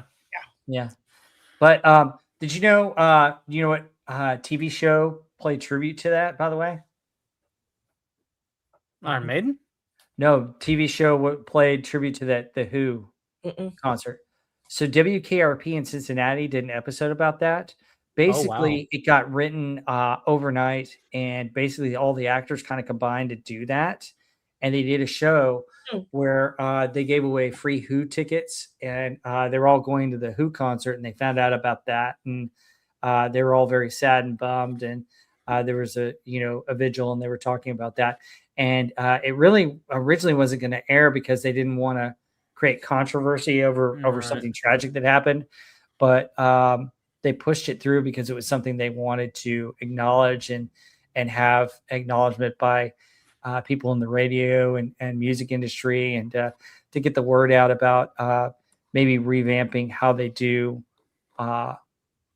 concerts and stuff, because at this time they would sections were a free-for-all, and you just bought general admission tickets and anybody could get in there when it opened, and that's what happened. Everybody was crowding to get the best seats. So, which is still, I mean, most outdoor metal concerts a lot of them are general admission, and there's mosh pits, and so I'm just surprised that it doesn't happen more often. It's pretty crazy. Yeah, so insane. But that concert in London, oh my gosh, Queen, The Who, The Clash, members of Led Zeppelin. There used to be so many of these big concerts with great lineups. Yeah. Yeah, buddy. Yeah. Anything else on this that's interesting? No, everything else is too damn tragic to make into a joke, so no. Yep. Heather, did you want to mention any of the albums that came out that year? I mean, a lot of them have these songs that are bigger ones, but yeah, I'll mention a few. Let's see. Pink Floyd, The Wall, obviously. Yeah. And then Michael Jackson, Off the Wall. The Clash, London Calling. AC/DC's Highway to Hell, which is the last album featuring Bon Scott. Led Zeppelin's In Through the Outdoor, which has Fool on the Rain in the Rain, which is one of my favorite Zeppelin songs. Also has In the Evening and All of My Love, which is both are good. Fleetwood Mac's Tusk. Tom Petty and the Heartbreakers, Damn the Torpedoes, which has Refugee and Don't Do Me Like That. Van Halen 2, which is not one of their best. Pretenders, The Pretenders, Supertramps, Breakfast in America, which we've talked about, which is excellent. Yeah, a lot more albums came out this year. Those are kind of the notables, and a lot of them are ones that have songs in the top 100. I want to make an honorary mention because thank you, Heather L, for giving me one more joke. There's this little movie called Tusk, same name as, and the bulk of the soundtrack is from that Fleetwood Mac album. And it's the sad tale of a body horror experience where this podcaster is transformed gruesomely into a walrus. It is absolutely insane. It makes fun of all of those body horror movies. It was probably Kevin Smith's last good film before he sold out and got soyed out. Yeah. Check out Tusk if you haven't already. If you like horror, which horror and metal for me goes hand in hand. I like horror and metal. And you like horror comedy, it is pretty damn funny. Interesting. I highly recommend it. Yeah. Well, the album Tusk. Do you know the song Tusk? What band they got to help them perform it? Wasn't it a college band? Yeah, it was the USC band. The USC band. They got them to get it down. Yeah, I like that song. It's I love that song. That's a great song. Say that you won't be. Yeah. So yes. Very cool.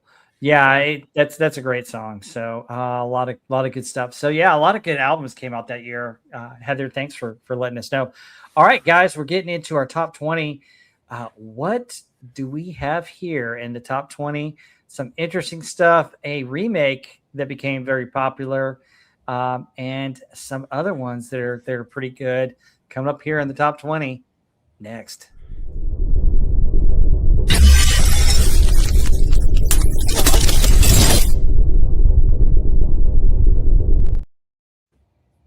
Okay, so rounding up the 20 through 11, we got Good Times by Chic. Then the Doobie Brothers, What a Fool Believes. Heart of Glass by Blondie. A Little More Love by Olivia Newton-John. Tragedy by the Bee Gees. Fire by the Pointer Sisters.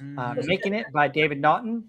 When You're in Love with the Beautiful Woman by Dr. Hook. MacArthur Park by Donna Summer. And the Donna Summer cover. Yeah. Well, hold on. We'll talk about that. And then Too Much Heaven by the Bee Gees. All right. Which one of you two wants this one since Asian Pepsi one's not here? I was kind of gypped from buzzing Pepsi One. You were. Her internet had just shut down. All I wanted to was to tick her off. I know that it can seem real eerie, but it proves my chaos theory. I just want to be able to buzz her once again. Oh no! Oh God, that song is so easily parodied. Oh God! No. I love Donna Summer. I mean, she's got that beautiful voice, but she just didn't sell me on that song. Oh, I love MacArthur Park. I love MacArthur Park, sung by the other one. No, Richard Harris. Yes. Oh, yes, I love Richard Harris's version. Yes. No. Well, buzz me then. I'll wait.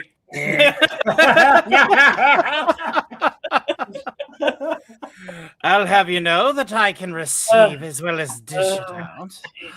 But no, you got to see some Blondie action here. little more love, but a lot of 2 Bee Gees songs on this top, this 20 to 11.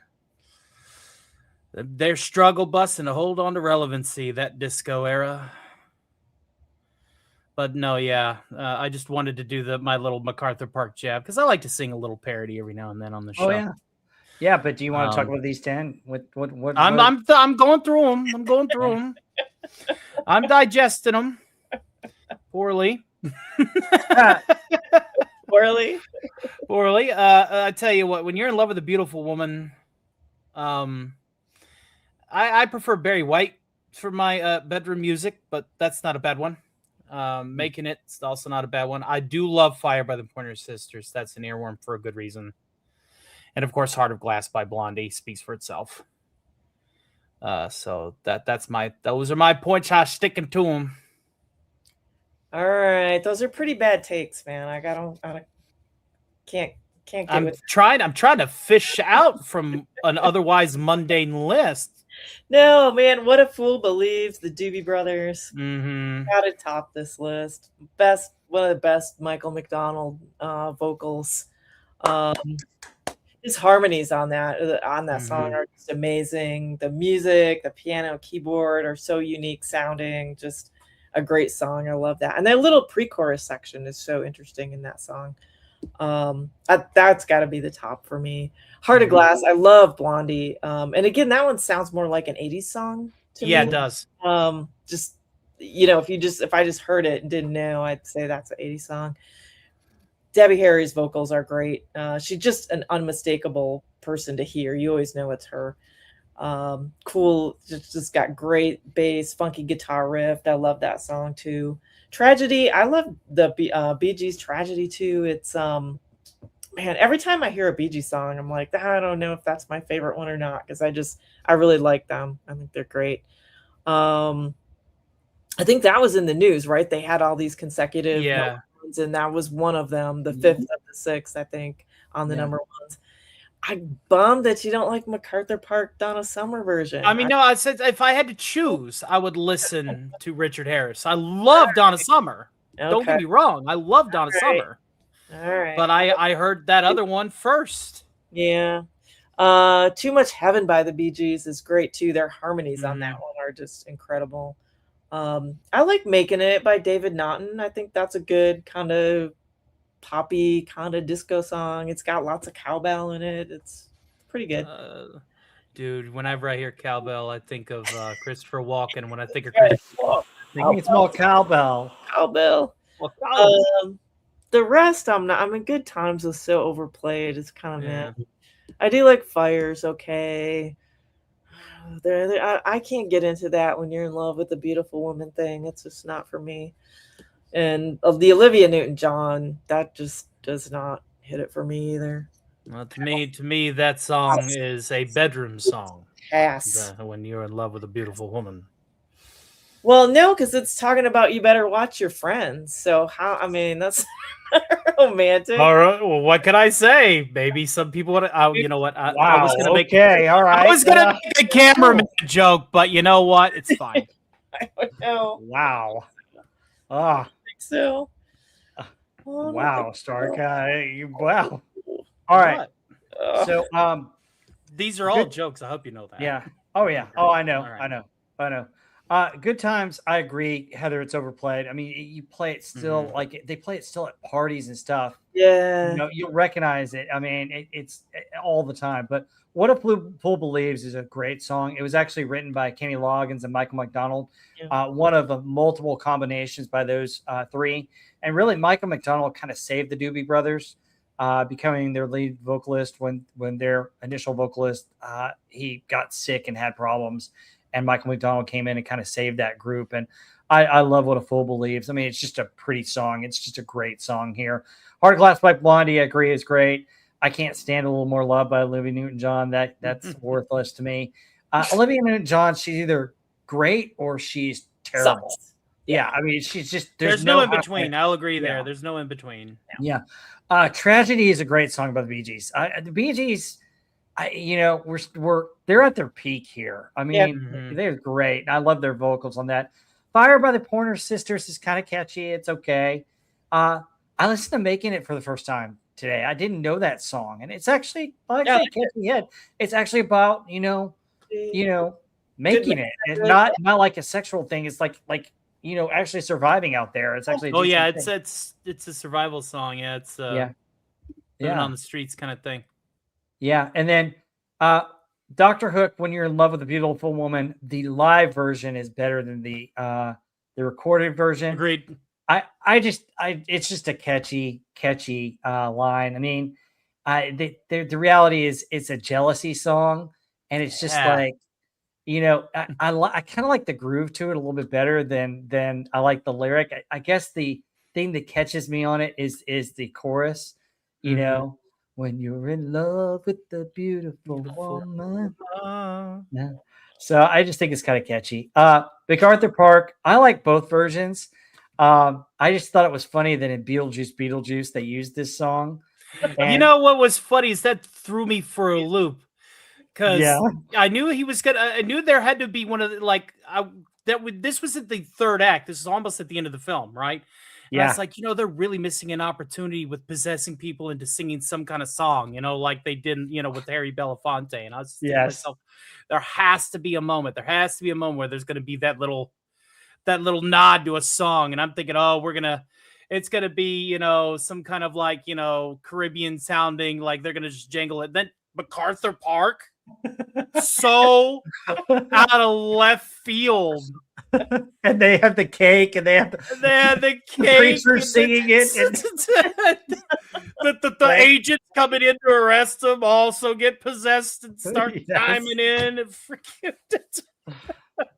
and the grandmother and the daughter are singing it too. But the funny thing about in the movie, they're singing the Richard Harris version when he possesses it, but in the credits, MacArthur Park plays the Donna Summer version. Yes. So I think that's interesting. I think her version's kind of jazzy. I like both of them. Yeah. And then Too Much Heaven's actually a really pretty song. I agree with you guys on the harmonies from the Bee Gees. I mean, they're really good. So I think there's a good list of 10 right here. I mean, what you're seeing also, What a Fool Believes also was one of the few that hit the Billboard Top 100 and to hit number 1 during an age when disco was just dominating. Like every song was disco, and the Doobie Brothers kind of broke it up.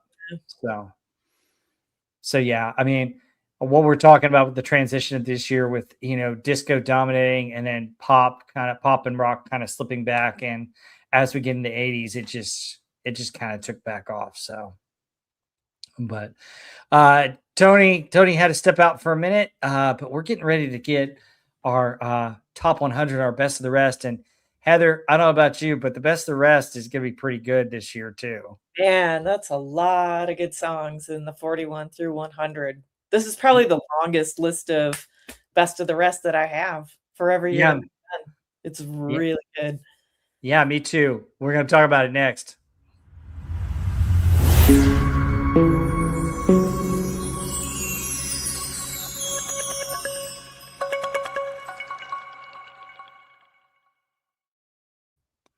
Folks, the top 100 is loaded with stuff. And Heather, if you want to go through it, and then Tony and I will chime in. But man, from 40 to 100, I sit there and I'm like, how did these songs not hit the top 100 or top 40? Oh, no. Great. Oh, yes. This has got to be hands down. Let me change my avatar. I'm back now. Hands down, the best of the rest that I've seen in a long time. Yes. Oh, my God. So we'll let ladies go first here, Tony. Yes. I just got back. I'm sorry. Yeah, no worries. Go for it. I even like The Heaven Must Have Sent You. It's a disco song, but it's a remake of the Motown song. Kind of like the lyrics on that. One of my favorites is Hold the Line, Toto. My favorite Toto song. Just the guitar riff. Not as big of a hit as Africa, but for me, it's so much better. Yeah, the piano start and then the heavy guitar riff comes in. That is just a great song. Love that. Hey, real quick on that. I think Steve Lukather is one of the most underappreciated guitarists of all time. Yeah, he's definitely one that's underrated. That's a great player. I mean, to be honest, he plays most of the guitar on Michael Jackson's Beat It. Eddie Van Halen gets all the credit for that one little short solo. solo. Yeah. But the rest of it is Steve Lukather. Right, on the riff part. Yeah. Yeah. No, he's awesome. Yeah. Great riff on that. Just a funny note. Village People in the Navy. My aunt thought she didn't understand the lyrics. She thought they were saying sexy lady. Like, those dudes are not out for any sexy ladies. That's not what they want. They don't think about that. I think you're in the wrong spot. Music Box Dancer is a pretty instrumental song. The Devil Went Down to Georgia, I think, is awesome. It's because it's so unique. I love the storytelling in it. The fiddle playing is super cool. The only flaw with it is the devil's part is better than Johnny's part, which I always thought was funny. Like, the devil's part is way cooler, even though he doesn't win. But that's a super cool song. I love it. Bad Company's Rock and Roll Fantasy is great. Let's see, The Sultans of Swing, Dire Straits is a super cool song. Renegade by Styx is one of my favorite Styx songs, and that's like a heavy one. Like, they really rock on that one. I like Born to Be Alive, kind of a catchy dance tune. Shine a Little Love, ELO. It's super disco sounding. It's not one of my favorite songs by them, but it's pretty nice. I Was Made for Loving You. Kiss actually does go disco, and that's a great song by them. It's got the good, it's got that disco beat to it, but it's still got the electric guitars. It's got like a little more heavy hitting than a disco song, so I think it kind of holds up. September, Earth, Wind and Fire. I love Earth, Wind and Fire. Yes. I think September is probably their best song for me. God, Don't Bring Me Down, ELO. I absolutely love that. Their only song to not have a string section. That was a hit. And what's funny is that the lyrics so misunderstood as Bruce, that Jeff Lynne started singing it as Bruce in concerts just for fun, which I find is hilarious. Double Vision by Foreigner is great. Foreigner just always rocks. They're such a great band.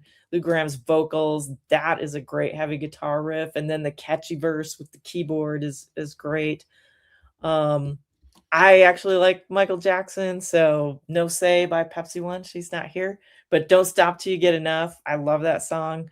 I think his Off the Wall album, that's where he really comes out and starts to shine. It's a really good man. One of my favorites then on this list, Bad Case of Loving You. I love Robert Palmer. He's a hell yes for me. We've Got Tonight, Bob Seger. Dance the Night Away. I mean, Van Halen is probably one of my least favorite Van Halen songs. It's kind of one of their weaker ones for me. I think they've got a ton of great songs, so it's kind of weird to see this one in the top 10, which I don't think is that great. But you've got other stuff on there. I'll let you guys talk about it. There's so many great ones in this list. It's amazing. Tony? Oh, Lord, let's just go down from the bottom here. Don't Stop Till You Get Enough at 91. Bad Case of Loving You by Robert Palmer. Double Vision by Foreigner. Also, really, really awesome. Really awesome. Let's see here. Let's scroll up here. Don't Bring Me Down, obviously, ELO. September, Earth, Wind and Fire, yes. I'm just looking at ones that are sticking out. I Was Made for Loving You by Kiss. And give a big shout out to Gene Simmons, by the way. He made a statement recently that a lot more performers should pay attention to when it comes to talking about things that are outside of your wheelhouse and just doing your job. So shout out to Gene Simmons and Kiss as a whole. Another ELO song on here, Shine a Little Love, is also a really, really good song, and I don't think anyone's mentioned that one yet. Sultans of Swing. Very, very good. Very good. Take Me Home by Cher. That's funny. Devil Went Down to Georgia. Yeah, I tell you what, the cool thing is I have to agree with Heather on the fact that the Devil had the better segment. Yep. It was because it was much more rock, much more metal sounding. He had an ensemble with him, so the Devil cheated. Yeah. He's got the Band of Demons. Yeah. This is like all the way down. In the Navy, that's funny. In the Navy. Yeah, no. Let's see here. Hold the Line by Toto. Yes. Heaven Must Have Sent You. Yes. Let's see here. And yeah, so yeah, there's a lot of good ones on here. Wow. We Are Family. Yeah. All right. Yeah. I'm gonna start mine at the back. Firefall, which is an underrated band, Strange Way, at number 100. That's a strange way to tell me you love me. That's what that song is. It's a great one. Number 98 is probably my favorite Commodore song. Sail On.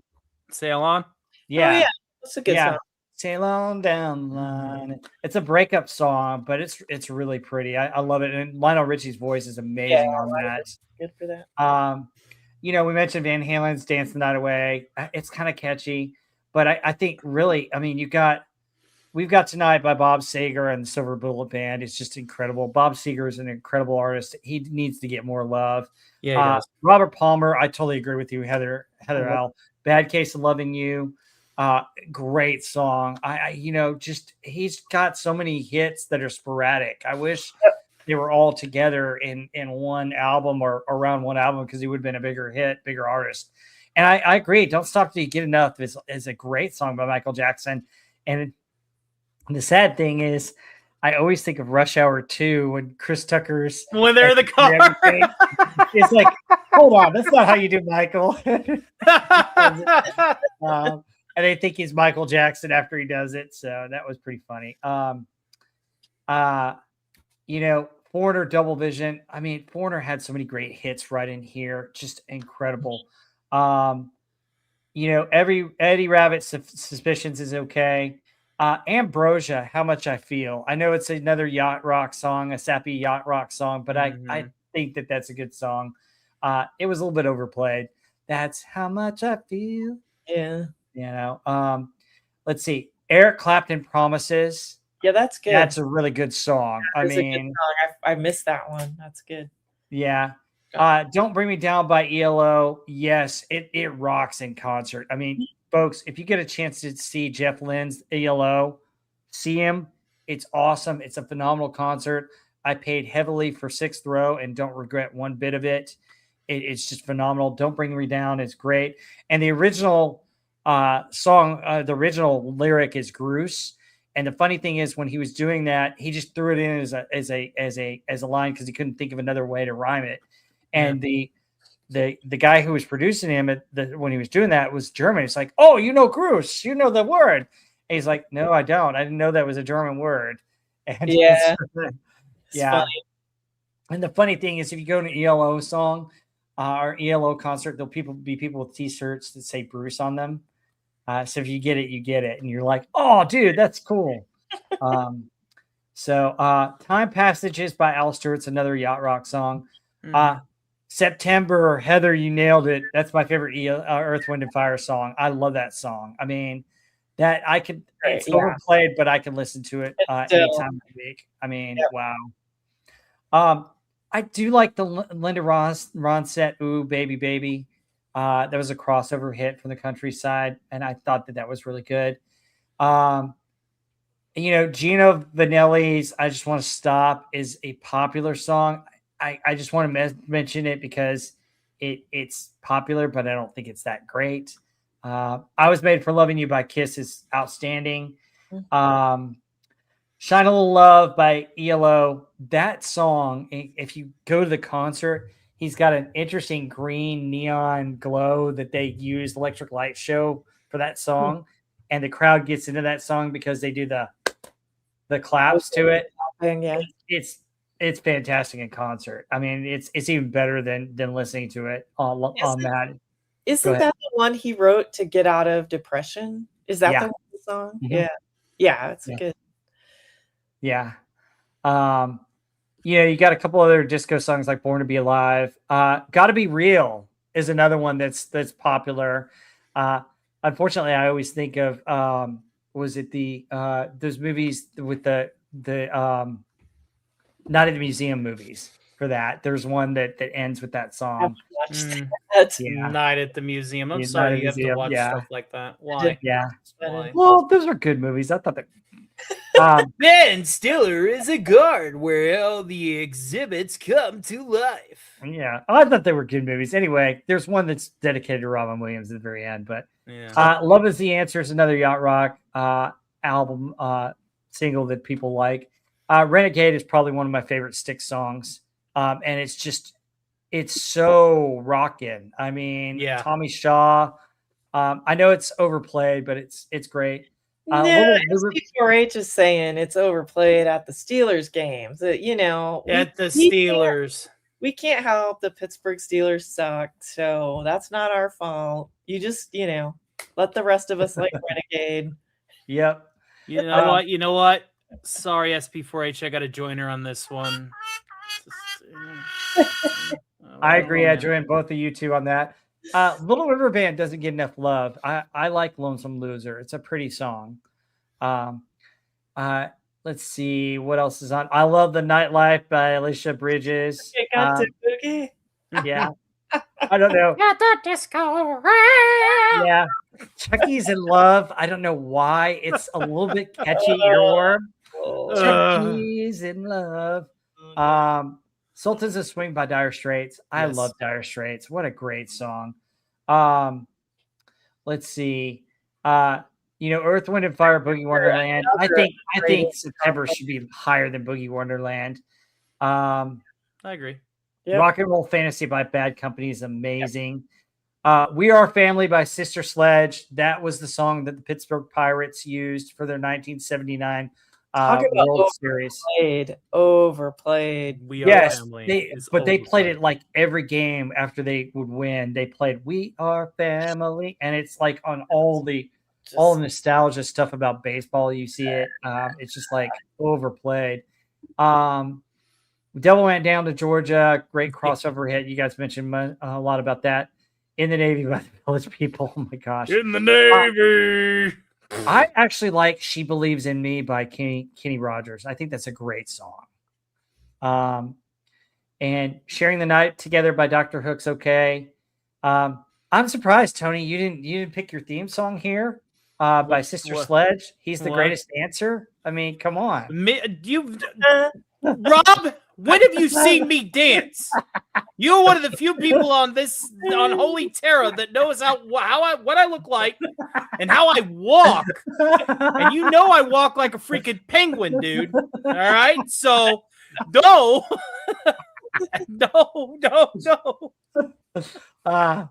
Love Hold the Line by Toto. As I said, Steve Lukather's most underrated guitarist. Heaven Sent You is a really pretty song, Heather. I agree with that. Lady by Little River Band is a great song. Like I said, Little River Band doesn't get as much love as they deserve, but those are kind of mine. So, yeah, Johnny Frijole says the best of the rest is so much better than the most of the top 40. There's a lot of there that I think deserves to be up there. Yeah. I'm like sitting there going, some of these songs are still played on classic rock radio way more than some of the top 40. But yes. Anything else we want to talk about with the top 100 here? All right. Top 10. Yeah, let's. All right. We ready to count it down to our top 10? Here we go with our top 10, folks.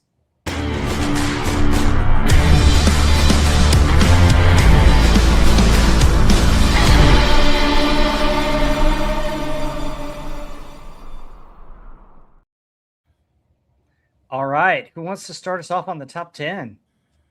Well, I'll tell you what. That number one spot there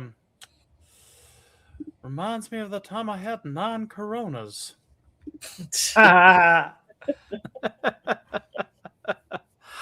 tell you, this is the reason why this top 10 is the way it is because these were all really just catchy songs. Let's just be real for a second, all right? These are just catchy. You hear these and they're in your head, and they will remain in your head until you hear them again and or sing them poorly in the shower to get them out of your head. Mm-hmm. Sad Eyes at number 10, Ring by Bell at number 9, YMCA, Not in the Navy. Hot Stuff by that is the creme de la creme overplayed Donna Summer song. Hot Stuff. I Will Survive. Also, big freaking earworm. Reunited, Do You Think I'm Sexy by Rod Stewart, La Freak by Chic, Bad Girls, 2 Donna Summer songs for the price of 1. My Sharona, My Bologna, 9 Coronas. One of the easiest parodied songs in the history of parodyable songs. So yeah, of the ones that I personally like, I'll tell you what, man, I Will Survive is a good motivator for the mornings. Hot Stuff is timeless. YMCA is cheesy to the point to where it's tolerable. And I don't think Ring My Bell gets as much replayability in this day and age that it should. But those are my thoughts. How about you? Yeah, I like my Sharona. It's so catchy. That's like an iconic guitar riff. That's one of the catchiest. It might not be the best or the most likable, but it's super catchy. It does have a cool guitar solo in it too, which I like. So not bad. Do You Think I'm Sexy, Rod Stewart? I mean, that is just classic. They're kind of trying to parody. He said they're trying to spoof like what they call the cocaine lounge lizards of Saturday Night Fever, Studio 54 days, and it's pretty funny. The lyrics, Stewart does it great with his raspy voice. Yes, it does have a disco-y sound with the strings and stuff, but it's also kind of funk rock sounding. I like it. I think that's good. A lot of these are just the iconic disco era songs. Not really my favorites, like Hot Stuff and Bad Girls, not my favorite Donna Summer songs. I think she has better, but they're iconic for that era of disco. Same as I Will Survive. I think you see that in so many movies and TV shows, and I think everyone's probably heard it. Again, not one of my super favorites, but it is so well known. Ring My Bell, it's okay. YMCA, again, an iconic disco song that everybody knows. Everyone's there. We see In the Navy, we see YMCA. I think the song comes out later. There's only one Village People song that you'll always catch me singing, especially in the shower when I'm cleaning myself, and that is Body, won't you touch my body, baby? It's too much. It's right, my body, baby. Yes. Macho man. That's the one. Macho. I forgot about that one. Thank you. I'm surprised it's not up here. It may come out later, but I don't know. That's their best one. That is their best one. Yes. Macho Man. Body. Yeah. That's right. That's right. Yeah. That's their best by far. I'm in the Navy, not Macho Man. Are you kidding me? Yeah, okay. Macho Man. If you're gonna feature the gay, you need to feature the gay. Yeah, that's right. Go all the way. Macho Man came out the year before. Wow. Did it hit? I don't think it was on the chart, was it? I don't think it was. No, yeah. I don't remember it being on, but maybe it was. Better than these. Yeah, sure. Better than YMCA in spades. Yeah, and that La Freak, so chic. That's not a good. That song does not. Reunited to me is kind of cheesy. So is Sad Eyes. I mean, this top 10 is not great to me. To me, the 40 through 100 is far superior, but these are super well known. These kind of are associated with the disco era, which these songs are probably the reason it died. Some of these are kind of bad, but a lot of cottage cheese, a lot of cheddar. Yep. A lot of cheese here. Yeah, I would say this about the top 10. First off, poll, folks. What is your favorite song out of this top 10? Let us know in the comments below. "Sad Eyes" by Robert John.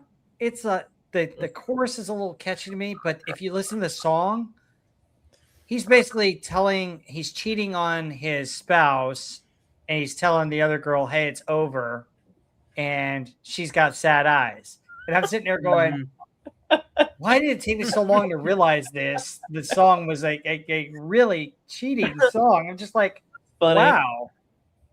Yeah. "Ring My Bell's okay. It doesn't get enough love. I hear you. Tony, but Yeah. I think it is for its time because it's kind of the transition disco song. Ring my bell, ding dong. Knock on Wood's better, man. That one gets you. Yeah, I agree. Knock on Wood's better. The less said about the YMCA, the better. Body. Yeah. Macho Man. That's right. Yeah. Macho Man is probably a better. It is the iconic Village People's song. I will die on that hill. Yeah. Yeah. Hot Stuff by Donna Summer's okay. I Will Survive by Gloria Gaynor's good. I just am reminded of two things. First off, The Replacements, that movie with Keanu Reeves, where the football players are dancing to that. I thought that was funny, but also there was an old video. This is from the early aughts, where an alien was singing "I Will Survive." It's like this video of this alien creature singing it, and at the very end, the disco ball falls on top of the alien and crushes it. Jeez. If that doesn't symbolize the death of disco, nothing will. Yeah. Yeah. So that was funny. And then Reunited is okay. It's just overplayed and sappy. I mean, sappy. Very, very sappy. Rod Stewart, Do You Think I'm Sexy? Not my favorite Rod Stewart song, but a very popular one. I think it's funny. I like it. It's all right. I mean, I think his voice was changing from more raspy to a more timbre voice by then. The Freak is overplayed. Yes. Bad Girls is okay. My Sharona rocks. I like My Sharona. I think it deserves to be number one. I think just the guitar riff on that. Dun, dun, dun, dun, dun, dun, dun, dun. Yeah. Nine Coronas is great. So, I mean, just really, really good. Anything else about this top 10? It's an okay top 10. It isn't as strong as some of our other years. And I do think there's a lot of other songs that are better than some of the songs in this top 10. So. Yeah, I stand firm in that a lot of the best of the rest should be chilling right here. Yep. Oh, yeah. Especially like Bad Company and Foreigner. Yes. I sit there and I'm like, and Sticks. I mean, I'm just like, come on. These rock songs are classics, So, all right. Well, hey, this is our top 40. Now we're going to get into our albums we love and a wonderful album coming up next.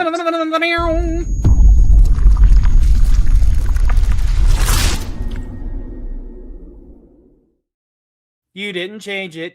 I didn't change it. No. All right. So our albums we love this year, we decided we couldn't figure out a good one for 1979. So we went back to 1978 and we decided that this album just changed a lot of what happened in the late 70s and heading into the early 80s.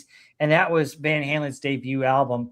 Now, feel free to pipe in on just kind of the talking about the background of recording. We're going to briefly go over that. But Van Halen was a local band to LA, and they were very popular. They had not released an album yet, but they were at Whiskey A Go Go, which was the main spot. The Troubadour for the early 70s, late 60s, and early 70s was the hot spot for musicians to kind of wet their whistles and become part of the industry. And it shifted over to Whiskey A Go Go in the late 70s. And Van Halen was a classic LA band, and they were very popular. They played all the clubs around there, and you had some just amazing artists there. You've got in the band Eddie Van Halen, who's one of the best guitarists that ever lived. You've got his brother Alex, who is a phenomenal drummer that doesn't get enough credit, or at least I don't think he gets enough credit for how well he drums. Michael Anthony, who's a great bassist, but also he sings backup vocals, yes, which I think really helps. And then, of course, you got the front man at this time was Diamond David Lee Roth, who is, say what you want about him. I thought he was the ultimate showman. I mean, is not just, he's a good singer, but, his stage presence is just amazing. Between him and Eddie, they ruled the stage. And, before they even had an album, their live shows were a must-see from what I understood by the LA crowd, so much that it was Gene Simmons from Kiss who wanted to produce them and help them create their first album.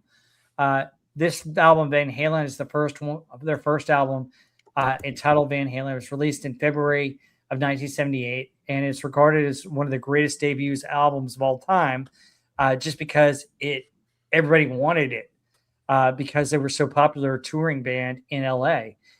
Most of this album was actually recorded live from Whiskey a Go Go, and Yes.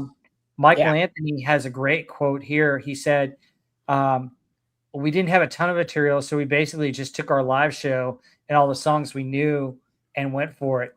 The whole album only took a couple of weeks to produce. Yeah. Anything about the band or the album before we get into the songs that you guys want? There's something about this band that screams rock and metal. In fact, they're one of the the forefronts. They're the spearhead for the hair metal movement, for all of the big hair and the tune into the high A, heavy guitar prawn level finger work, that kind of like sound.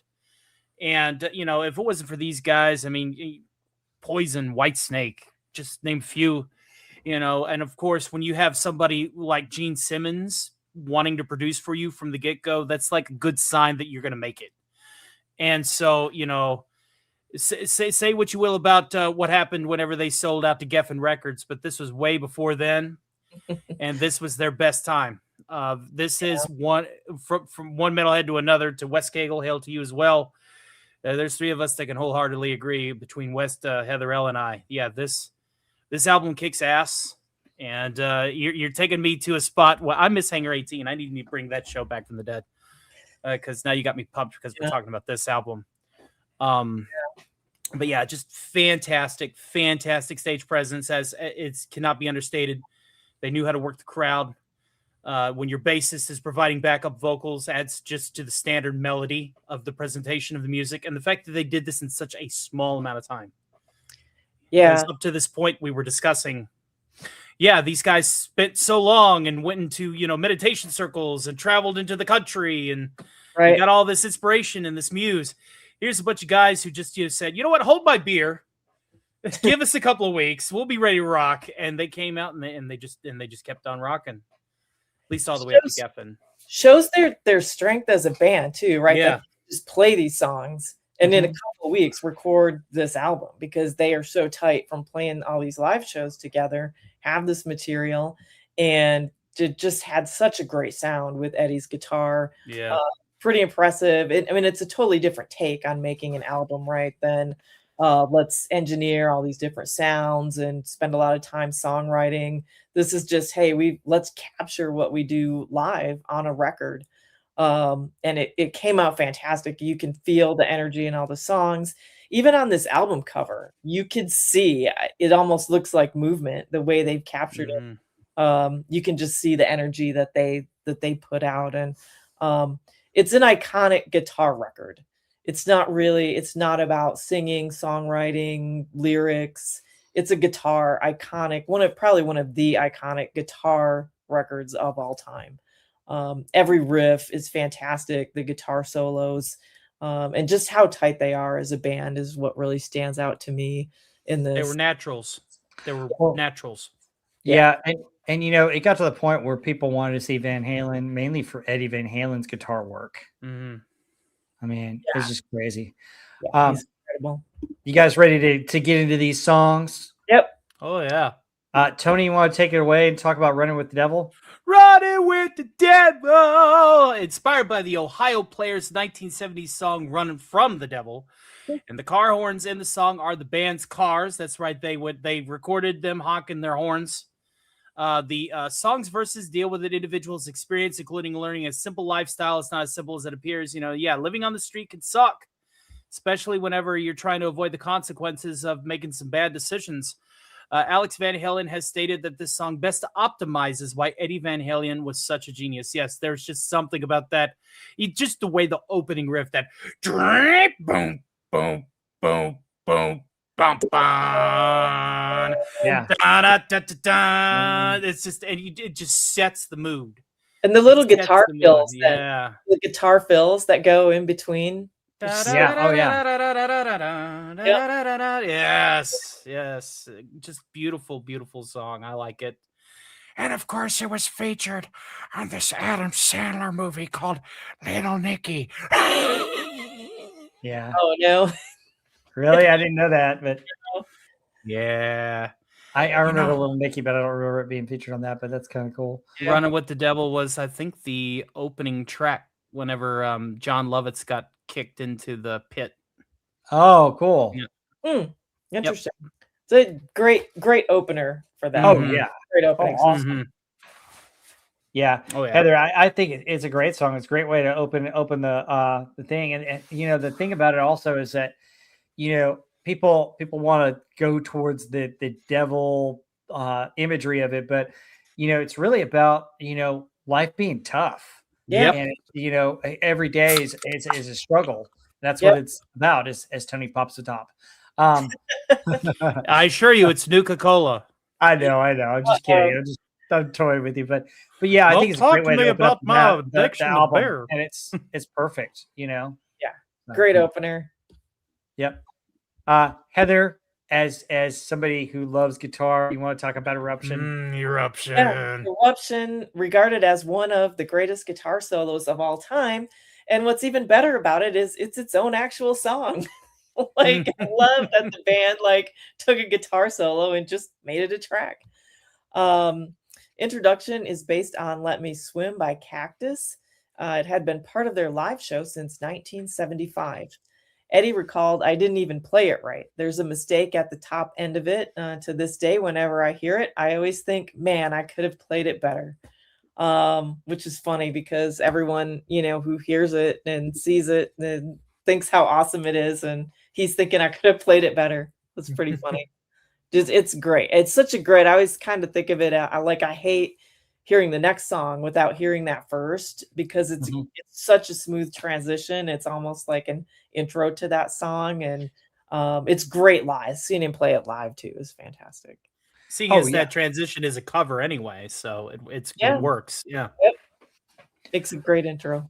But yeah, Eruption's just phenomenal. And I've seen so many people try to play it, and just the different chord keys and the different finger picking. I mean, it just shows how talented he was, and just, you don't understand the hand-eye coordination, the dexterity you've got to have with both fingers to play a song like that on guitar. It's just phenomenal.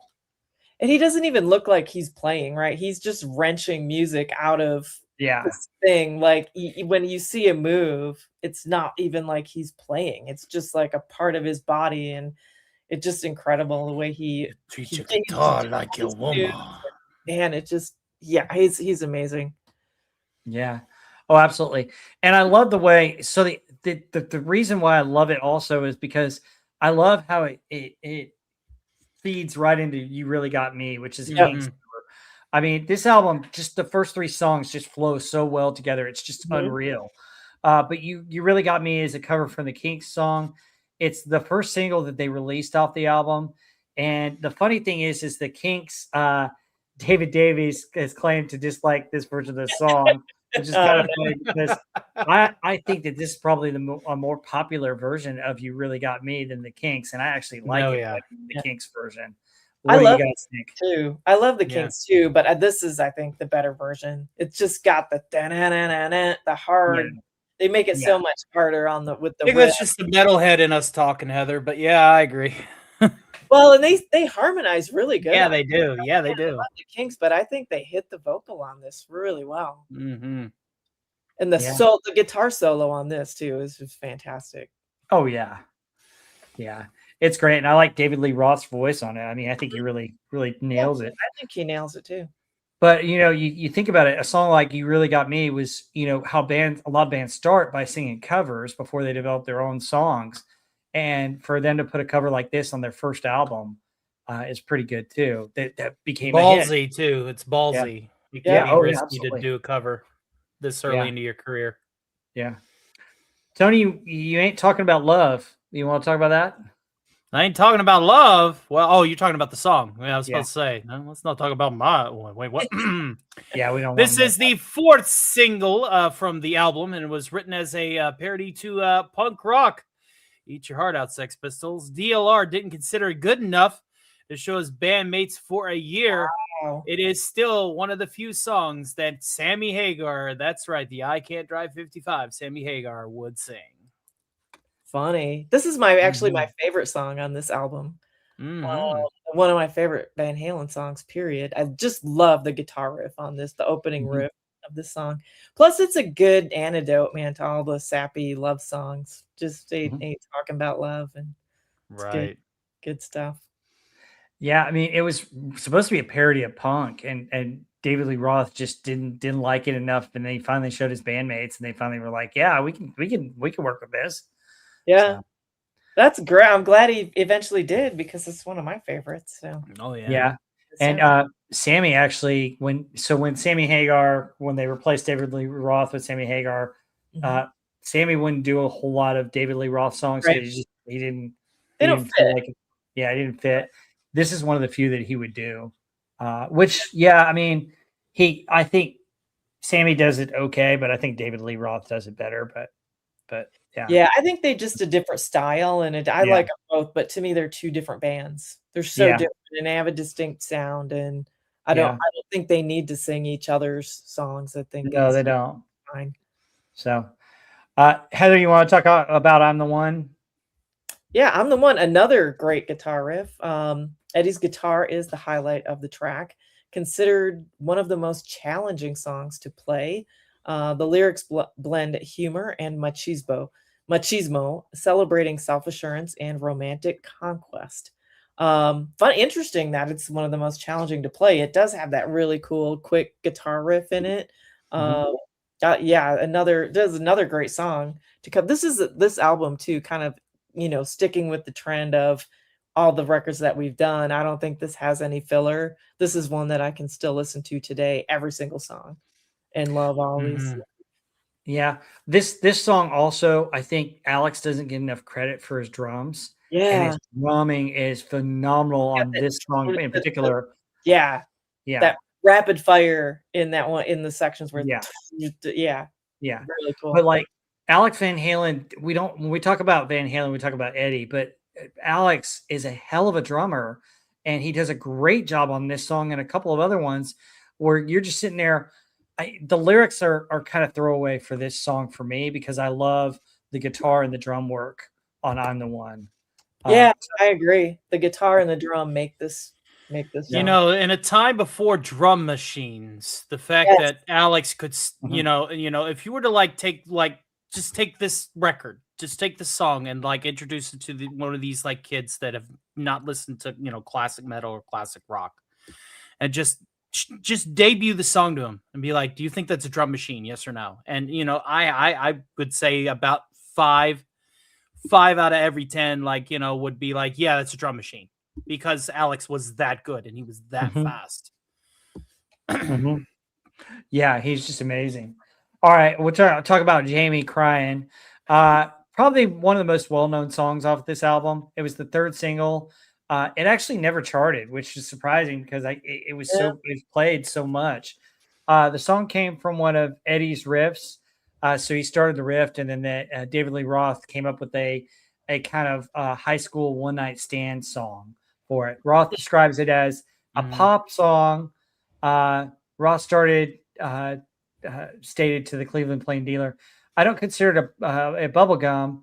It ain't. It's pop tune. It's pop tune. I grew up with that stuff with the Dave Clark 5 and the Beatles."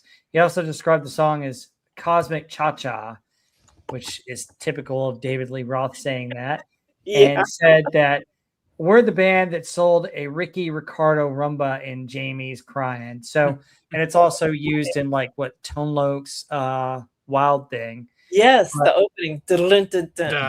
Yeah, so that's the samba, Ricky Ricardo sambo in this. It's an interesting song. It is about a one night stand and the lover, falling in love rather than the guy just kind of type things. But it's an interesting song. I mean, I think David Lee Roth's vocals kind of carry it a little bit, especially the whoa, whoa, whoa, but what do you guys think? Yeah, more vocals on that one for sure. And this is probably my least favorite on the album, which is funny because I do think it's probably the most played on the radio. which is funny. I mean, I People don't like listening to songs about rejection. I don't know I why. guess I don't know. Yeah, It's I don't know. I don't know, but yeah, it's okay. Yeah, definitely. Yeah, my least favorite here, but I do agree the vocals probably carry this one. Maybe that's why it's not my least favorite. Mm-hmm. Yeah. Williams is for the guitars, yeah. Yeah. Yeah. All right. So do we want to get into the nuclear age and tell us about Atomic Park? Well, I'm glad that this fell to me, seeing as I'm the Fallout aficionado and I am the representative of the New York wasteland. Atomic Punk, highlighted by, of course, the guitar and drums by Alex and Eddie, respectively. This is a fast-paced, heavy hitter. It embodies the themes of individuality, rebellion, and dominance, reflecting the tumultuous spirit of the late 1970s rock scene. And the lyrics and performance amplify this message, making the song anthem for those who feel marginalized and misunderstood. You know, if you're going to do a song about I'm tired of you stepping on me, this is one of those songs, and it's very hard-hitting, very fast. I love it, and you should too. Very catchy guitar hook too. I love this one too. That it's got a cool. Yeah. And good night, Marcelo Lopez. Thank you for joining us. Good night, Marcelo Lopez. Have a good night, Marcelo. So he's going through some tooth surgery right now. Ooh. Yeah. Oh gosh. Like, good luck with that. But this is the one that has the. Yeah. Cool. Yeah. Sound. This one's, it's revolutionary sound. Yeah. And, the thing about it is, a lot of people do that stuff and it's studio stuff. And when they do it in concert, they have it pre-recorded or preset because it's so hard to do outside the studio. That's what's so awesome about Eddie Van Halen. Yeah. He didn't do that. Like, he would get on his guitar and hold the neck and do that with both his fingers. Scratching sound, yeah. Yeah, it's just amazing. Between him, he did all that. And, the other person that would do that would be Jimmy Page. He and Jimmy Page would do that kind of stuff on stage, which is why you go see. Yeah. Why I wish I could go back to the 70s and see Led Zeppelin and Van Halen, the beginning of Van Halen at the peak of Zeppelin, So yeah, they're doing all the effects with just pieces of the guitar.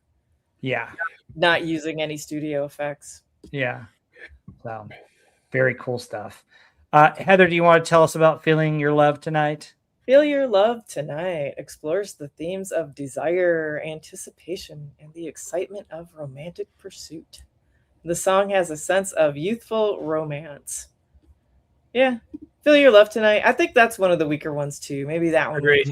Crying. Those two. Yeah, I agree. Van Halen's not meant for ballads. I don't care.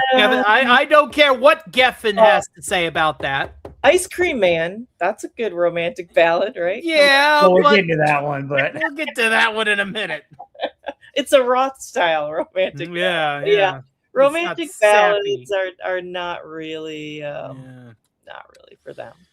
Yeah, I think that's one of the weaker ones. It's still got a decent guitar on it, but I don't think it's that great. And then I'll do Little Dreamer. It's a story of a young person, despite facing skepticism and criticism, remains steadfast in their dreams. The song celebrates resilience and determination. I think actually Little Dreamer, it's an okay song, but I think it's a window into David Lee Roth and his life. I really like Little Dreamer. Yeah. I don't know. Tell me more about it. Tell me what you like about it. The guitar hook, of course. Yeah. Yeah. I do like the lyrics too. Just someone who's kind of put down and overlooked and kind of about standing up for yourself. But I think that the guitar hook on that one's super catchy too. Love the sound of it. You know what? I was getting confused with Feel Your Love. Yeah, you're right. It does.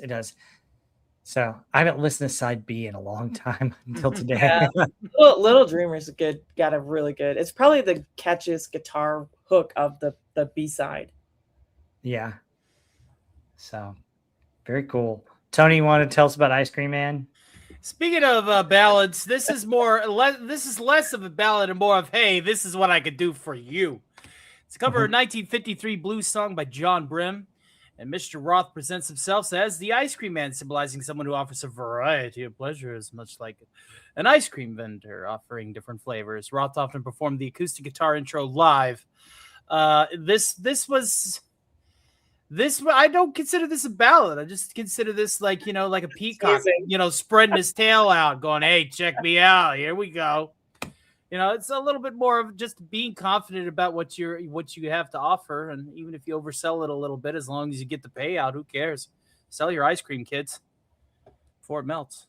Yeah, not a romantic ballad in the normal sense, but a David Lee Roth style. Hubba hubba hubba. Passes for So I was like, "You want some of this?" And they were like, "Oh yeah."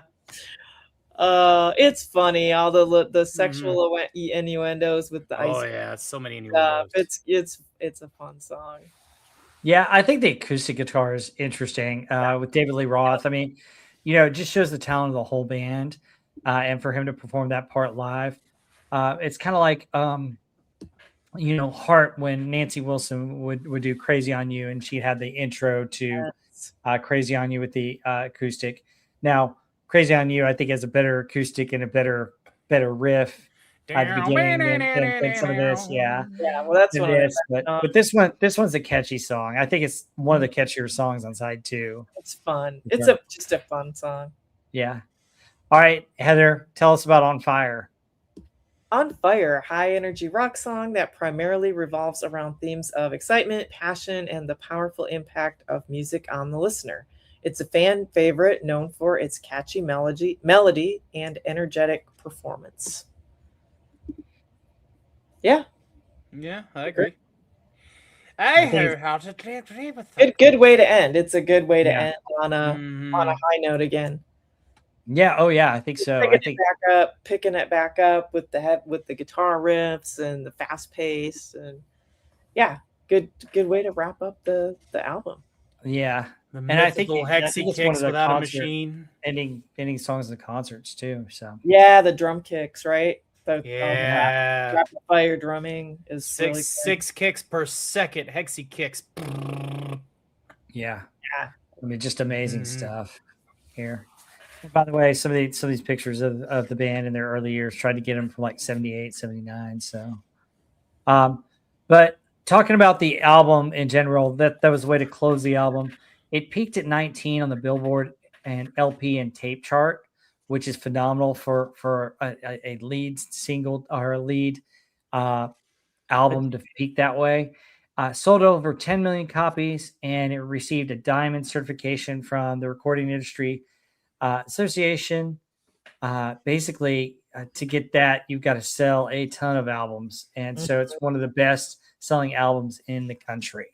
So that is Van Halen. So, folks, that is our show. Any final thoughts about this album? I tell you what, it's one for the ages. It really is one for the ages. Yep. Yeah. 80s style, but this holds up more kind of than the trend that it set. I think this album really holds up today. Yeah. And started kind of that whole new genre of hair metal. Yeah. Absolutely. Cool. All right. Well, I'll let you guys plug away with what you got. Tony, what do you got coming up? And I'll give you the screen. Well, I don't have my animated avatar up here today, but I hopefully brought enough audio energy to make up for that. Yes, Stark's Thursday and Saturday matinees are now at a new time slot because everybody and their mother likes to stream at night. I stream my best shows here at night so I can and not get any views, right? So I moved it to the afternoon spot, and therefore I'm now truly embracing what the matinee variety show is about, actually starting at a matinee time. Imagine that. So be sure to check that out. Parodies, Puppets, Pandemonium, so much more. And, of course, Snake Mountain News with none other than the Lord of Eternia himself, the future ruler of Grayskull, Skeletor. Be sure to check out my shorts. We have Alistor doing dad jokes, Megatron doing dark fact memes, and much, much more. We are a content factory, as it were. And I believe that has got everything covered. Cool. I think so. Yeah, awesome. Heather, you're not a YouTuber, but do you want to plug anything? Oh, sure. I'm usually a guest Wednesday nights on Pop Culture Breakdown on Overlord's channel. And yeah, that's what, at 7:30 Central. This week we're going to talk about Moonraker, a great James Bond film. And I'm sure we'll cover lots of other pop culture topics too, whichever, the highlights of the week. So come check that out. Be sure to check out Pop Culture Breakdown, where they'll cover some really bad news, but then they wash it away with something we love. Shout out to our good friend, Overlord DVD. Hail to you, sir. Oh, yeah. Yes.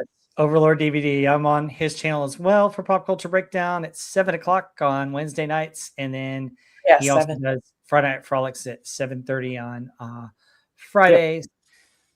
So I've got a couple of Star Wars AI videos coming up on my channel.